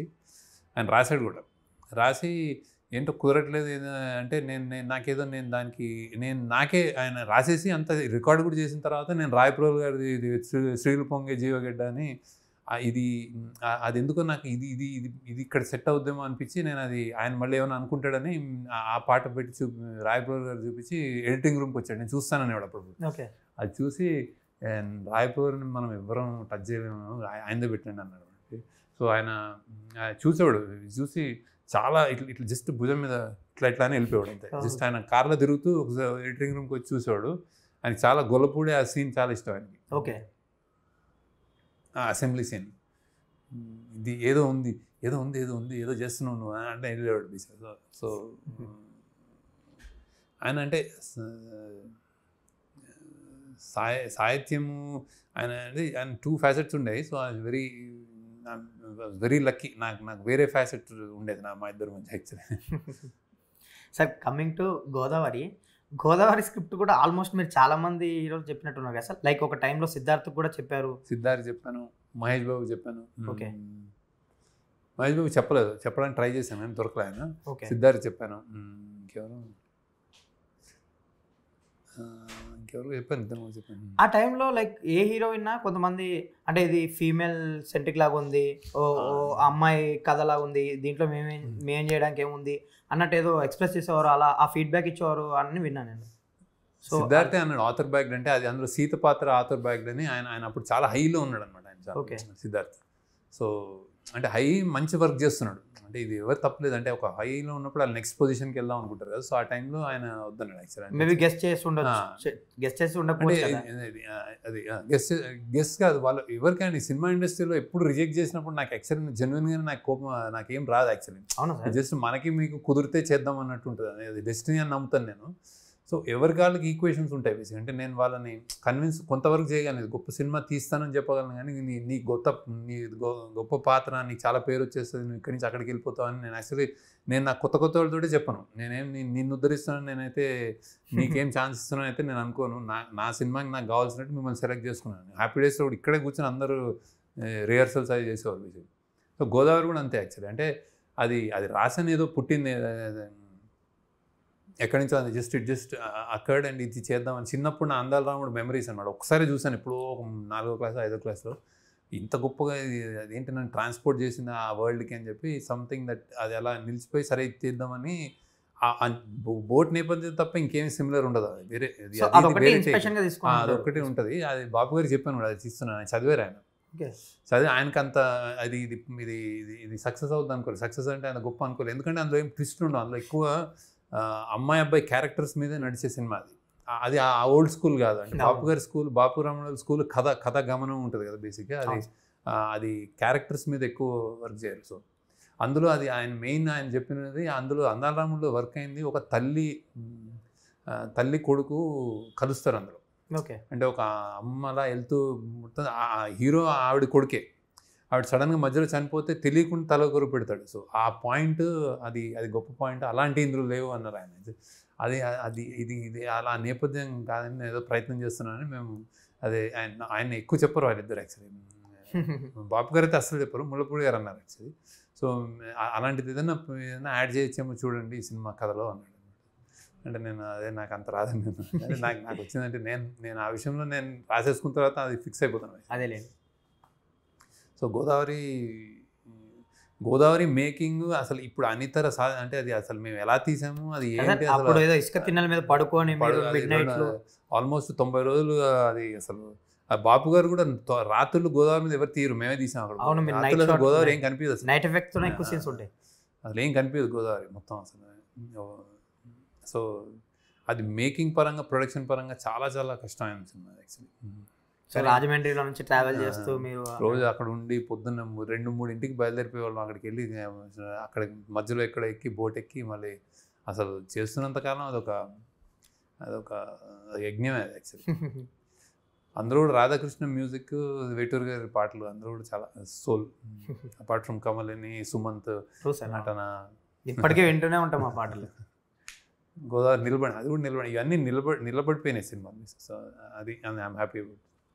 సో గోదావరిలో ఓ డాగ్కి వాయిస్ ఓవర్ కూడా ఉంటుంది, శేఖర్ కమల గారి వాయిస్. సో ఏంటి మీరు వాయిస్ ఓవర్ ఇవ్వడానికి రీజన్? పర్టికులర్ స్పెసిఫిక్ వాయిస్ కదా అది చాలా చాలా మంచి క్యారెక్టర్ అది. నేను వాయిస్ చాలా మంది ట్రై చేసాము. ఇది అదేంటి అలీ అనుకున్నాం, దుబాసి గారు అనుకున్నాం, ఎవరో ట్రై చేశారు కూడా, వాయిస్ డబ్బింగ్ చెప్పారు. కానీ అది వాళ్ళు చెప్తుంటే అది ఒక కామెడీగా వచ్చింది. అది కామెడీ కంటే సీరియస్ ఉండాలి. అది యాక్చువల్లీ ఆల్మోస్ట్ సినిమాకి ఒక ఇది ఉంటాడు కదా, మన సినిమా కథ చెప్పే నరేటర్ ఉంటారు కదా, నరేటర్ లాంటి క్యారెక్టర్ యాక్చువల్లీ. సో అది అందుకే ఐ థాట్ సీరియస్ ఉండాలని చెప్పి సరే ఫైనల్ నేనే మాట్లాడేసాను. సో మీరే ట్రై చేశారా? నేనే ట్రై చేశాను. ఓకే సార్, గోదావరి సంబంధించి స్ట్రాంగ్ విమెన్ క్యారెక్టర్ రాసుకున్నారు మీరు, అలాగే డిజైన్ చేశారు, అంతే బ్యూటిఫుల్గా స్క్రీన్ మీద తీసుకొచ్చారు కూడా ఆ క్యారెక్టర్ని. లైక్ ఏ రైటర్కైనా పేపర్ మీద పెట్టింది స్క్రీన్ మీద తీసుకురావడం అనేది పెద్ద బిగ్గెస్ట్ ఛాలెంజ్ ఐ థింక్ నాకు తెలిసి. ఆ క్యారెక్టర్ మీరు ఏది రాసుకున్నారో ఏం చెప్పాలనుకున్నారో యాజ్ ఇట్ ఈస్ అది రిఫ్లెక్ట్ అయింది స్క్రీన్ మీద. ఇప్పటికీ ఆడియన్స్కి కానీ ఒక విమెన్స్కి కానీ ఒక ఎవరికైనా ఒక రోల్ మోడల్లో ఉంటుంది ఆ క్యారెక్టర్, సీత క్యారెక్టర్. సో మీకు అదేంటి మోటివేషన్ ఎక్కడిది ఆ క్యారెక్టర్ రాయడానికి కానీ, లైక్ ఇన్స్పిరేషన్ కానీ సంథింగ్? అంటే అంటే స్పెసిఫిక్ ఏం కాదు. ఆనంద్ తర్వాత ఇంకా గోదావరి నెక్స్ట్ చాలా కష్టం. ఓకే, పెద్ద సినిమా తర్వాత మా అందరు నాకు ఒక 5-6 స్క్రిప్ట్ రెడీగా ఉండి ఇది దీని తర్వాత ఇది అని చేసేయడానికి లేదు. ఆనంద్ తర్వాత ఏంటి అని ఆలోచించుకుంటా ఉంటే ఆల్మోస్ట్ 1 year పట్టింది యాక్చువల్లీ. ఏంటి ఏం దిద్దాం అని.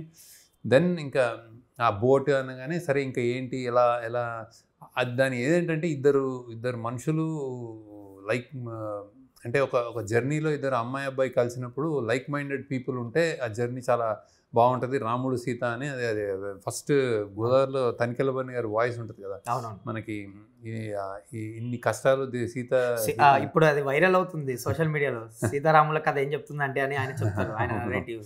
అవును.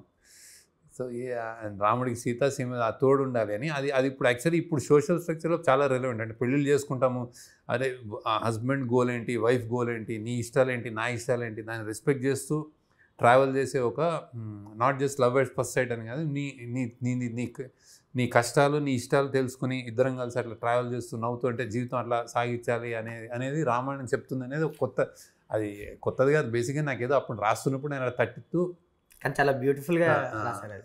మంచి అంటే గోదావరిలో ఏదో మ్యాజిక్ జరిగింది అంటే ఆ మ్యాజిక్ ఇప్పుడు చూస్తుంటే అనిపిస్తుంటుంది అది నేనే రాశాను అనిపిస్తుంది అప్పుడు. నేనంటే ఆ మ్యాజిక్ ఉంటుంది కదా, అది కొన్ని అలా జరుగుతాయి.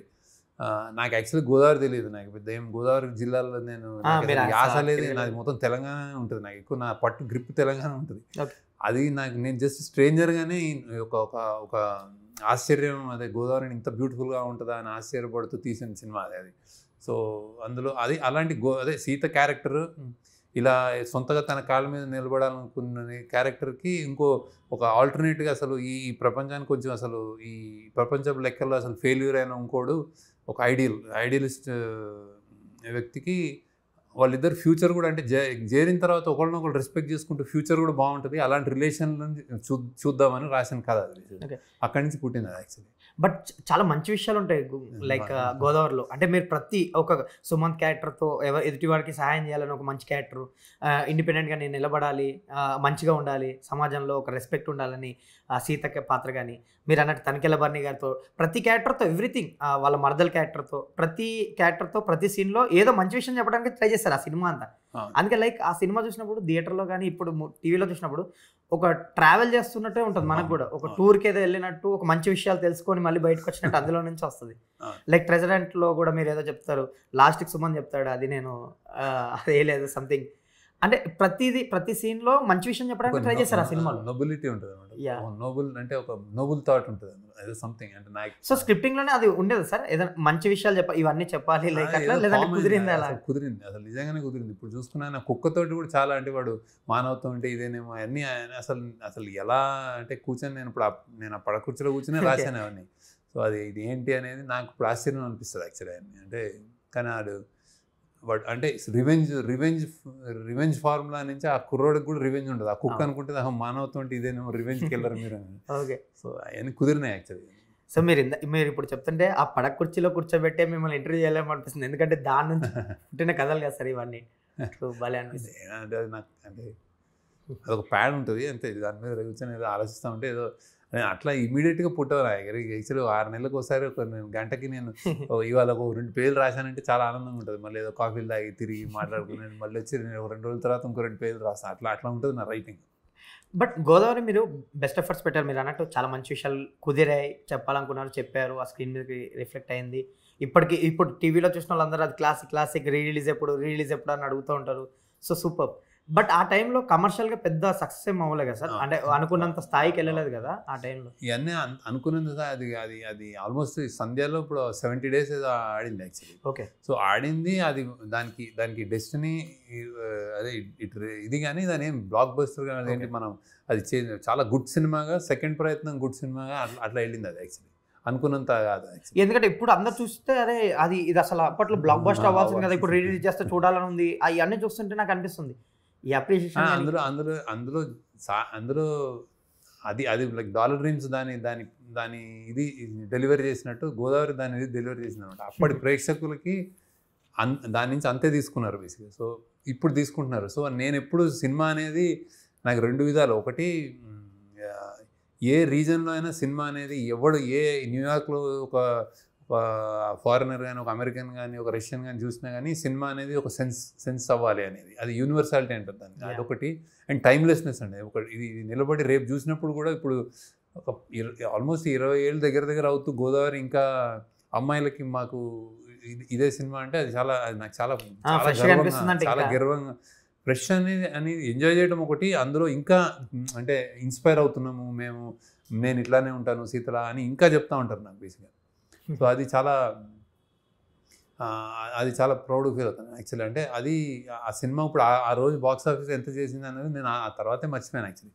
అప్పుడు కూడా నేను ప్రాబ్లీ అది ఎందుకంటే ఆల్మోస్ట్ 12 కోట్లు ఎంతో, కానీ గోదావరి మీద 90 రోజులు చేయడం అనేది జీవి రాజు గారు అది నిలబడ్డారు. అసలు ఒక్కరోజు షూటింగ్ రాలి ఆయన, జస్ట్ నేను నమ్ముతున్నాను అన్నట్టే వెళ్ళాము.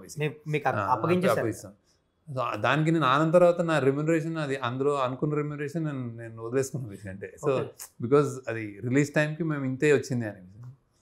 సో కానీ నాకు అది నాకు ఎప్పుడు ఇండెప్ట్ ఉంటుంది అంటే గోదావరి నా వల్ల తీయించగలిగాను అలాంటి సినిమా. అది అందరూ అంత డ్రీమ్ చేయలేరు అది actually. So I'm happy about what అంటే డబ్బులు ఫైనాన్షియల్ పరంగా వదిలేస్తే అది ఇప్పటికి కూడా అది ఫ్రెష్ అని ఉంటుంది.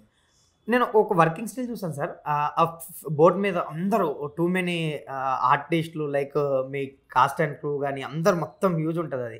అది చూసినప్పుడు అసలు ఇంతమందిని బోట్ మీద ట్రావెల్ చేస్తూ ఇన్ని షాట్లు, ఇన్ని సీన్లు, ఇంత బ్యూటిఫుల్ సీన్స్, మీరు అన్నట్టు నైట్ ఎఫెక్ట్స్ ఎలా తీయగలిగారు అసలు అనిపిస్తుంది.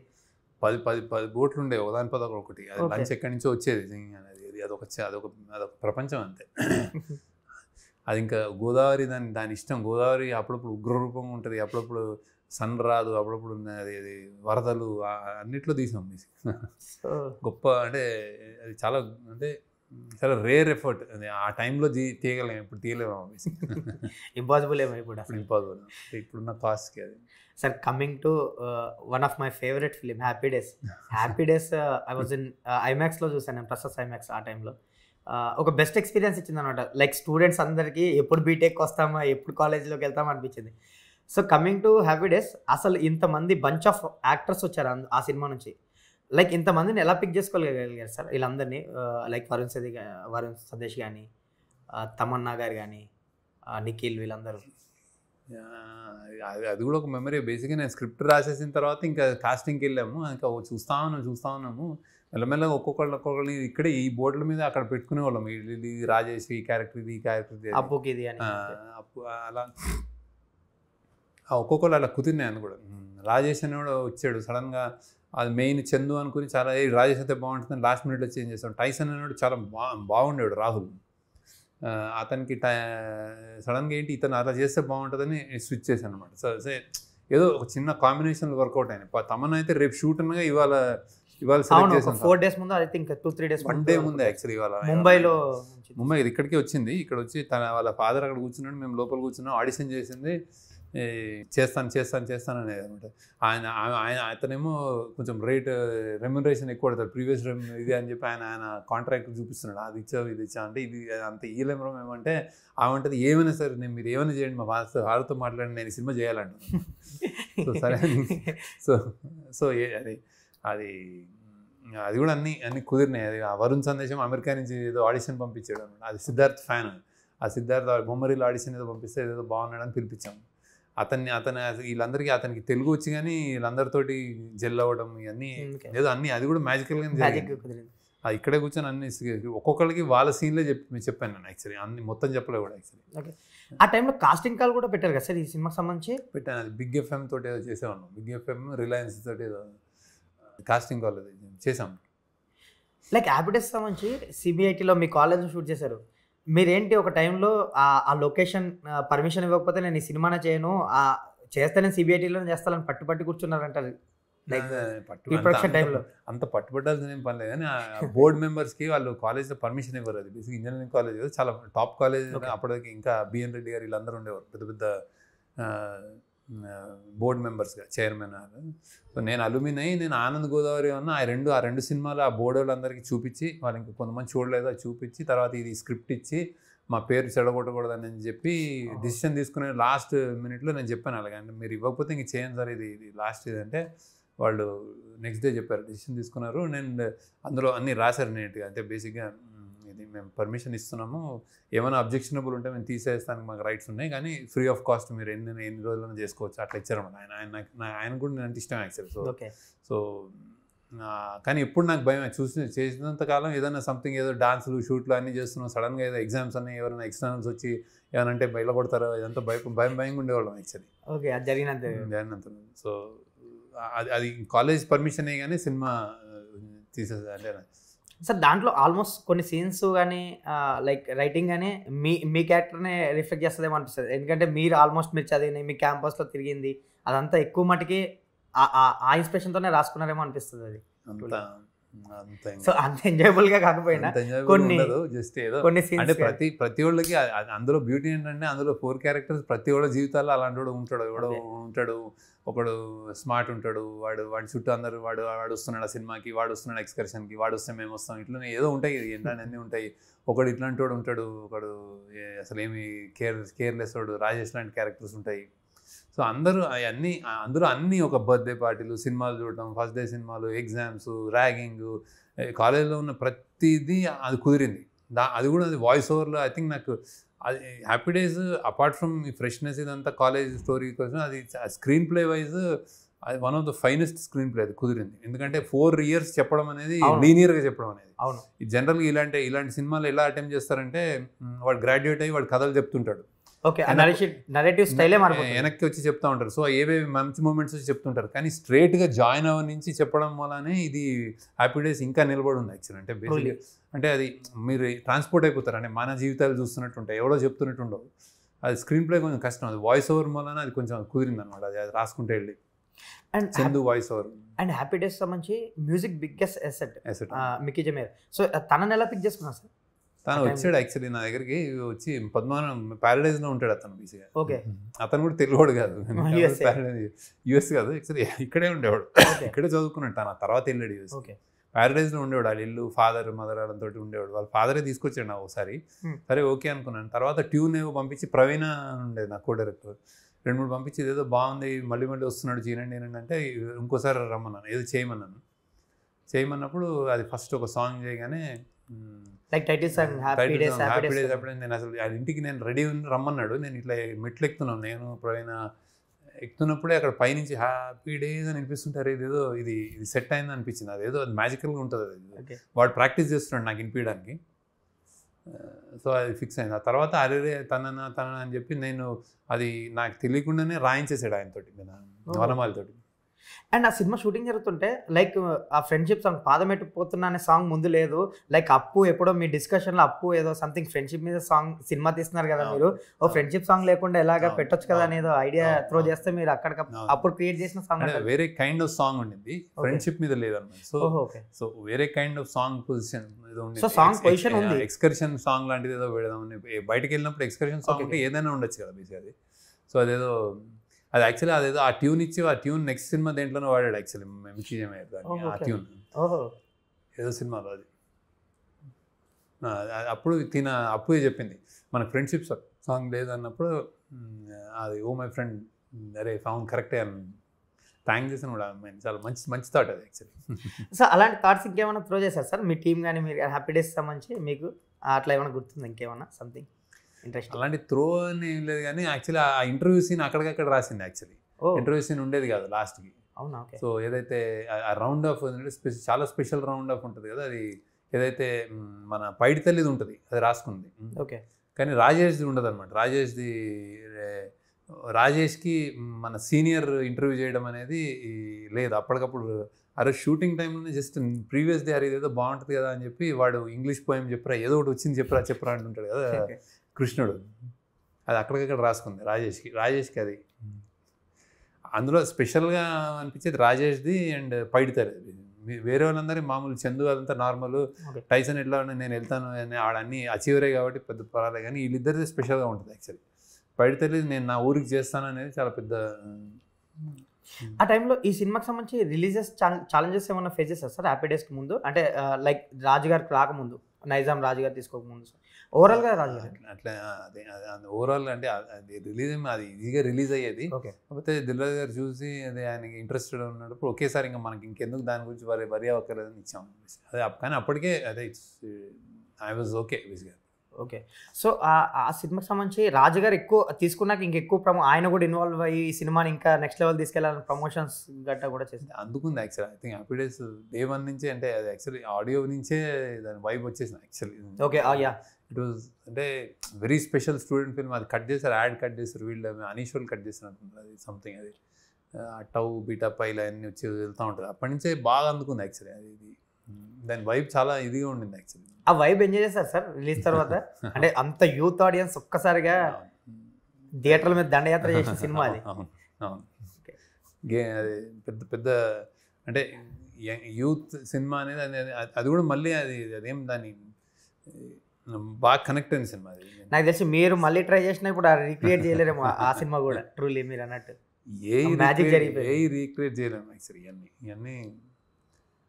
ఇవన్నీ దేనికదే కుదిరిన సినిమా జరగాలి. సార్ హ్యాపీ డేస్ టైంలో ఏంటి మీ సిస్టర్ గారి పద్మ గారిది ఒక శాంట్రో కార్లో తిరిగేవారంట మీరు ఆ టైంలో? అవును. ఓకే. రిలీజ్ తర్వాత ఒక కార్ కొనుక్కున్నారా ఆ టైంలో? హ్యాపీ డేస్ తర్వాత హాండా కొనుక్కుంటారు. హాండా అదేంటి హాండా సివిక్. ఓకే. నాకు తెలిసి నాగశ్విన్ గారు చాలా సింపుల్గా ఉంటారు. ఇప్పుడు సోషల్ మీడియా అంతా ఆయన్ని అసలు ఇంత పెద్ద సినిమాలు తీస్తాడు, ఇంత సింపుల్గా ఉంటాడు, ఇంత సింపుల్గా ఉంటాడు అంటే, బట్ ఆయన మీ శిష్యుడే కాబట్టి ఆయన బ్లడ్లో ఉంటుంది. బట్ మీ దగ్గర నుంచి కూడా కొంచెం నేర్చుకుని ఉంటాడు. ఆయన కూడా ఒక చిన్న కార్ వేసుకొని తిరుగుతుంటారు ఇప్పటికి. సో మీరు కూడా ఆ టైంలో హ్యాపీ డేస్ టైంలో శాంట్రో కార్లో తిరిగేవారంట? ఎక్కువ తిరిగాను, శాంట్రోలో తిరిగాను. అండ్ హ్యాపీ డేస్ విషయంకి వస్తే లైక్ సాయి కిరణ్ అడవి గారా వైజాగ్ ఏదో నాకు ఇమ్మని అడిగితే ఇచ్చారా మీరు? ఇవ్వలేదా? ఇవ్వలేదు నాకు అంటే ఏదో ఆయన అడిగారు స్పెసిఫిక్గా నేను చేస్తానని ఏదో. చాలా అవన్నీ మెమరీస్ కానీ బేసిక్గా ఓవరాల్ ఆయన ఎవరు మన ఒకళ్ళకే ఇచ్చేసాను. హ్యాపీ డేస్ అండ్ షూట్ జరుగుతున్నప్పుడు స్టూడెంట్స్ అందరూ భయపడేవారంట. అదే క్యాంపస్లో స్టూడెంట్స్ అందరూ కనిపిస్తే శేఖర్ గారు ఫ్రేమ్లోకి రమ్మంటారు కానీ. సో మీరు వాళ్ళందరినీ ఆల్మోస్ట్ ఫ్రేమ్లో పెట్టడానికి ట్రై చేసేవారంట. స్టూడెంట్స్ ఖాళీగా ఉంటారు, రిక్వెస్ట్ చేసుకునేవారు, వచ్చేవారు కదా అసలు. ఏదో చేస్తున్నారు లేదో అనుకునేవారు. అంటే అందుకే ఆల్మోస్ట్ మేము వాళ్ళు వచ్చే ముందే చాలా సీన్లు చేసేసేవాళ్ళము. ఓకే. వాళ్ళు వచ్చిన తర్వాత కూడా చాలా కష్టం, బస్సుల్లో ఎక్కువని కూర్చుంటే వెయిట్ చేయమని ఏం అడిగినా చేసేవారు కదా. ఓకే. పారిపోయేవారంటే ఒక టైంలో, అమ్మ శేఖర్ గారు ఉన్నారంటే ఇక్కడ ఎక్కడ సీన్లో నిలబడతారు లేదంటే కూర్చోబెడతారని. అంతేమి వాళ్ళు ఎవరి పనాలు చేసుకునేవారు. అది మంచిదే అండి యాక్చువల్లీ. అంటే మాప్ చేస్తారు, ఇప్పుడు వచ్చి సతాయిస్తారు, టైం ఇది అది లేదు. అసలు ఎవరి పనాలు చేసుకునేవారు, అసలు వచ్చేవారు కాదు. చాలా వాళ్ళు కూడా అంత సక్సెస్ఫుల్ సినిమా అయ్యాని అనుకుంటుంటారు. ఆ టైంలో ఏదో సినిమా జరుగుతుంది అనుకుంటారు, ఏదో కొత్త వాళ్ళు ఏదో చేస్తున్నారు అనుకుంటున్నారు. సో సక్సెస్ తర్వాత వీళ్ళందరినీ నాకు తెలిసి క్యాంపస్లో మీరు షూట్ చేస్తున్నప్పుడు గట్టా వీళ్ళు అప్పటికి న్యూ కమర్స్ అందరూ ఆల్మోస్ట్ కాదు, తమన్నా గారు తప్ప మిగతా అందరు పోతారు కదా. తమన్నా కూడా న్యూ కమర్, ఎవరికి తెలియదు. So second film. సో ఆ టైంలో వాళ్ళందరూ స్టూడెంట్స్ కానీ వాళ్ళు కానీ వీళ్ళు ఎవరో యాక్టర్స్ న్యూ కమర్స్ అనుకునేవారండి. బట్ ఎప్పుడైతే సినిమా సక్సెస్ అయిందో మీరు తర్వాత కాలేజ్లో ఈవెంట్ ఏదో సంథింగ్ ప్రెస్ మీట్ ఏదో కలెక్ట్ చేస్తే ఆ ఈవెంట్ కోసం వీళ్ళు వస్తున్నారని ఒక 2-3 అవర్స్ అందరు స్టూడెంట్స్ అందరూ వెయిట్ చేశారంట. అదే చేంజ్ అయిపోయింది అది బేసిక్. ద మూమెంట్ రిలీజ్ అయిన తర్వాత ఇంకా అది అంటే సక్సెస్ అలానే ఉంటుంది బేసిక్. మారిపోయింది. అంటే ముందు షూటింగ్ అప్పుడు అసలు ఏం ప్రెషర్ ఉండేది అది మాకు యాక్చువల్లీ. వచ్చిన రమ్మన్న వచ్చేవారు కదా యాక్చువల్లీ. సో మేము సైలెంట్గా చేసుకునేవాళ్ళం పొద్దున.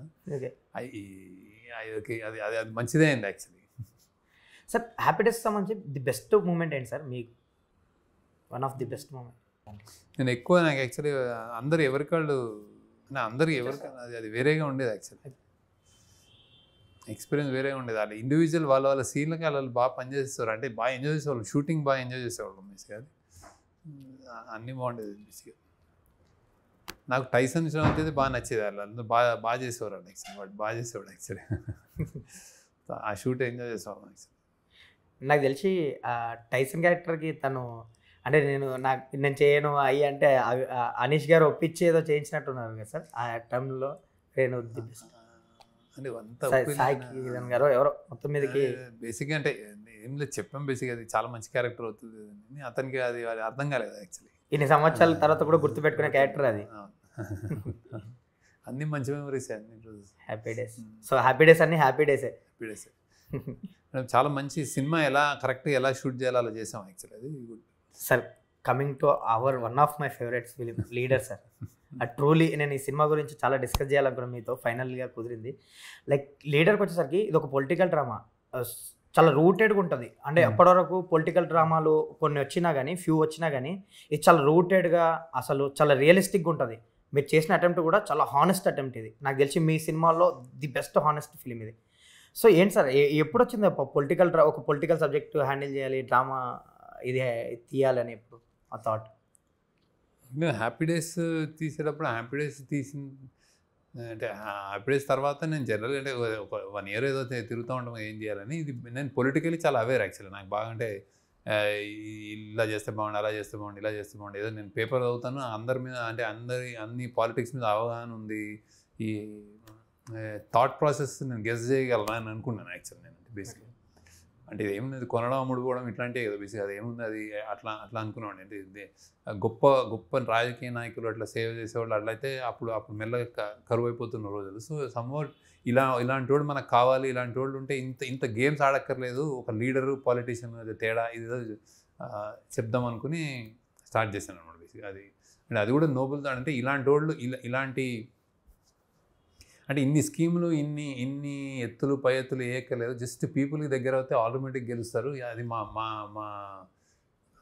మా విషెస్ అవి అన్నట్టు విష్ లిస్ట్ లాంటిది అనమాట లీడర్. ఇలా ఉంటే బాగుంటుంది అన్నది. అది నాకు తెలిసిన నా పరిచయంలో ఒక బయట నుంచి వస్తాడు, అమెరికా నుంచి వస్తాడు, ఇవన్నీ ఇట్లాంటివన్నీ కొన్ని అది కల్పితాలు అవన్నీ నాకు కంఫర్ట్ జోన్ నుంచి రాసుకున్నాయి. అట్లా వచ్చినాను. సార్ ఆ టైంలో ఏదైనా జగన్ గారి క్యారెక్టర్ని ఏదైనా ఇన్స్పిరేషన్గా తీసుకోవడం కానీ ఏమైనా జరిగింది? అంటే చాలా మంది ఆ సినిమా చూశాక చాలా మంది లేదు అసలు కనెక్ట్ అయ్యారు. అసలు జగన్ కూడా కాదు యాక్చువల్లీ, రాజశేఖర రెడ్డి గారు అప్పుడు ఆయన సీఎం. మేము రాసి ఆల్మోస్ట్ సినిమా 70% అయిపోయేదాకా ఆయన ఉన్నారు. అసలు నేను సినిమా అసలు ఆయన కొడుకు జగన్ అవుతాడు ఇట్లా కూడా లేదు. అసలు జగన్ పిక్చర్లో లేడు. రాజశేఖర రెడ్డి గారు ఉన్నారు. అప్పుడు నేను తీసాము. సో అప్పుడు ముందే వచ్చింది కాబట్టి ఆయన రాజశేఖర రెడ్డి గారు చూపించి నేను సెకండ్ టైం వచ్చినప్పుడు ఆయన కొంచెం పెద్ద ఇమేజ్ వచ్చింది. అంటే మెసేజ్ అంటే ఒక పీపుల్లో చాలా పెద్ద పీపుల్స్ పర్సన్ లాంటి ఇమేజ్ వచ్చింది. సో అది ఆయన చూపించిన ఇదేదో మంచి సినిమా తీసామని చెప్పి ఆయన చూపిద్దామని ఆశ ఉండింది యాక్చువల్లీ. జస్ట్ ఇది కంప్లీట్లీ అసలు ఫిక్షనల్ ఓన్ థింకింగ్ అది. సార్ ఆయన అంటే జస్ట్ కోఇన్సిడెంట్ అన్ని జరుగుతూ వచ్చినాయి అలా. సార్ ఈ సినిమాకి సంబంధించి ఆ లీడర్ ముందుగా మీరు నాగార్జున ఒక టైంలో ఇనీషియల్ స్టేజ్లో నాగార్జున గారితో చేద్దాం అనుకున్నారు అని ఆ థాట్ ఉండేదని? చేద్దామని కాదు, అది కూడా ఏంటంటే జస్ట్ అది ఏదో మళ్ళీ చేస్తున్నాడు. ఇప్పుడు ఎవరెవరు ఉన్నారు అని రానా కొత్తోడు అక్కడ ఉన్నాడు అని మాకు తెలియదు యాక్చువల్లీ. ఓకే. సో ఎవరున్నారు, ఇన్ని నాగార్జున చేస్తే బాగుంటుందా, మహేష్ బాబు చేస్తే బాగుంటుంది, అంటే మీకు ఆ హైట్ అవి ఏదో కొలమానాలు ఉండేవని అలా కొంచెం స్టేచర్ ఉన్నది, ఎవరితో చేద్దామా అనేది చేసి సడన్గా ఒకరోజు రానా దిగానే ఏబిఎం వాళ్ళకి చెప్పాను, కొత్త వాళ్ళు అయితే ఓకేనంటే మీ ఇష్టం, మీరు ఏదైతే మాకు ఓకే అన్నారు. సరే అని రానాతో వెళ్ళాను. సో నాగార్జున గారు ఉండేది కానీ అంతే డీటెయిల్గా ఏం చెప్పలేదు, అట్లా అనుకున్నాను ఎవరెవరు ఉన్నారు జస్ట్ చాయిసెస్లో. లైక్ ఆ టైంలో రానా గారిని అప్రోచ్ అవ్వడానికి సురేష్ బాబు గారు కలిసినప్పుడు ఆయన వెంకటేష్ గారికి ఈ స్క్రిప్ట్ చెప్తున్నారేమో అనుకున్నారంట. ఆయన అట్లే సురేష్ గారికి యాక్చువల్లీ సురేష్ బాబు ఇన్వాల్వ్మెంట్ కూడా లేదు. ఓకే. రానా డైరెక్ట్ విన్నాడు. నేను ఫస్ట్ హాఫ్ రెడీ అయిన తర్వాత చెప్పాను అనమాట.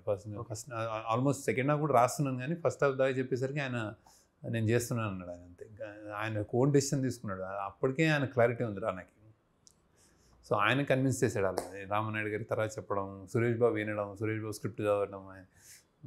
నాకు తెలిసి అప్పటి వరకు ఒక ఆ లెగసీని అట్లా ఏదన్నా పరిచయం చేయాలంటే లైక్ ఏదైనా కమర్షియల్ సినిమా, లవ్ స్టోరీస్ అట్లా పిక్ చేసుకుంటారు. బట్ రానా గారు ది బెస్ట్ స్క్రిప్ట్ తీసుకున్నారు పొలిటికల్ డ్రామా, ఎస్పెషల్లీ మీలాంటి.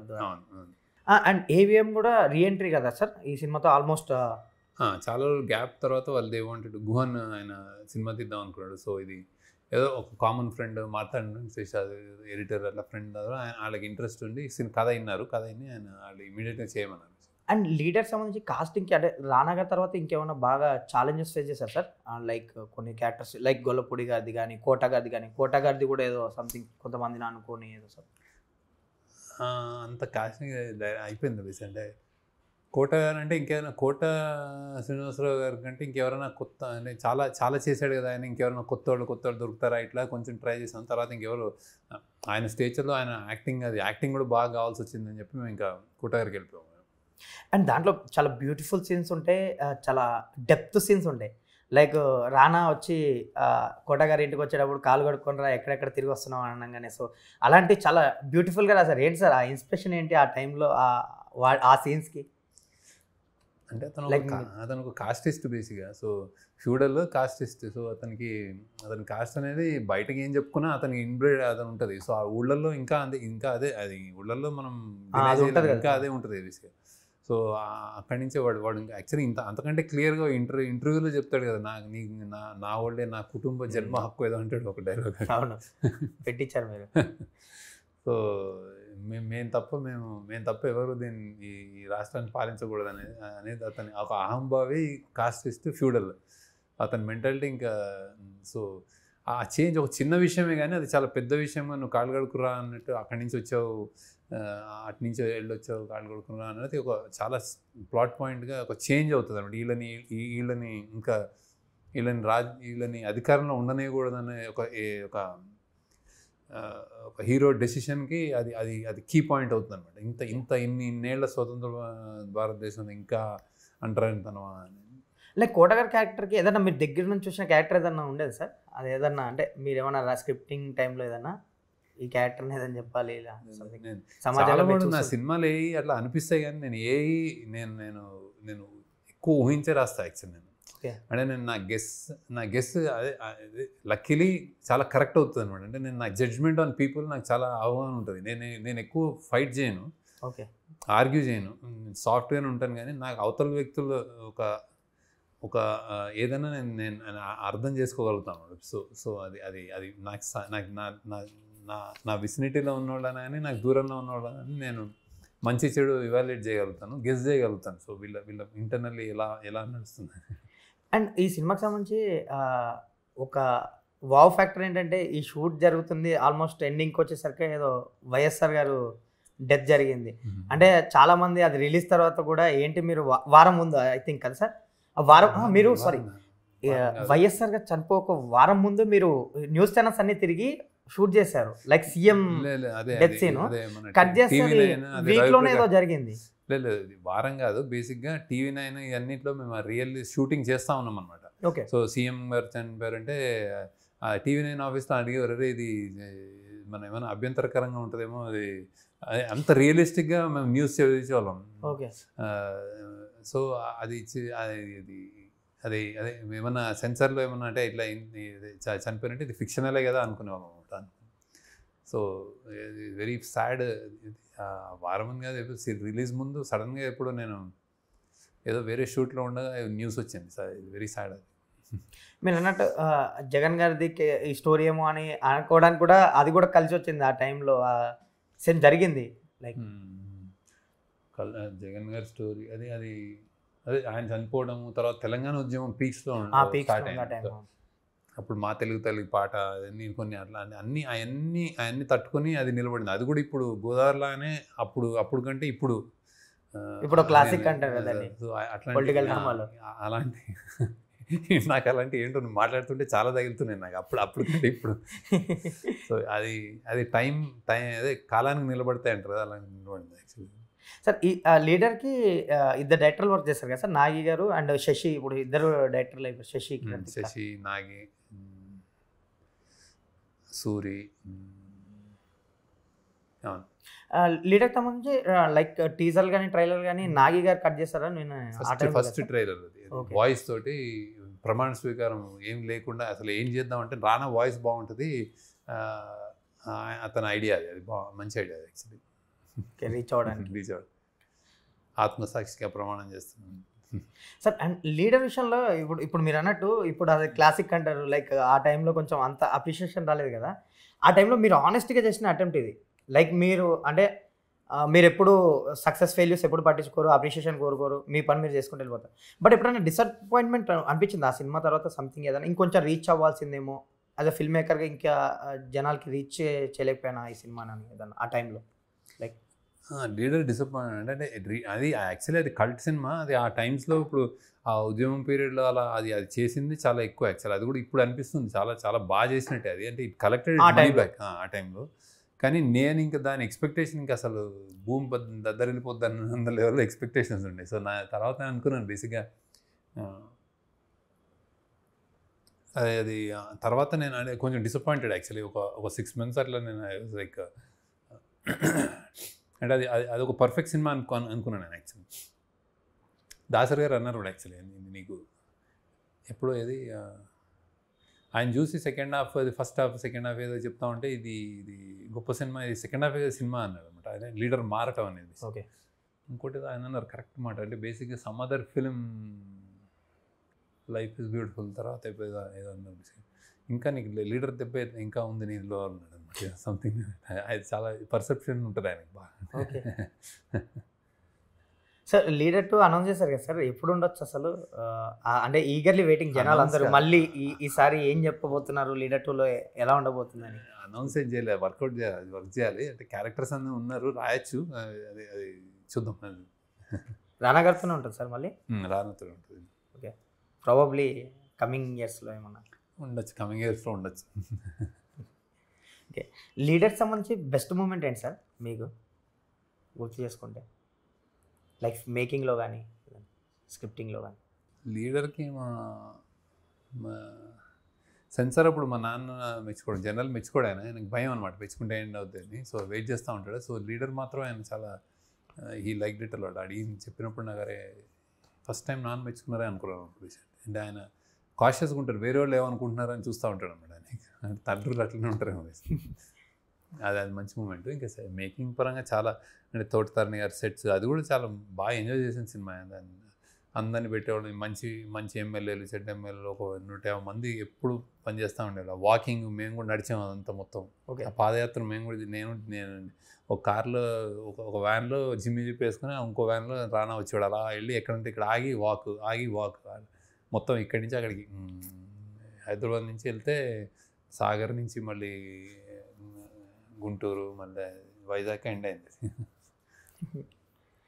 ఓకే, అండ్ లీడర్లో చాలా బ్యూటిఫుల్ సీన్స్ ఉంటాయి.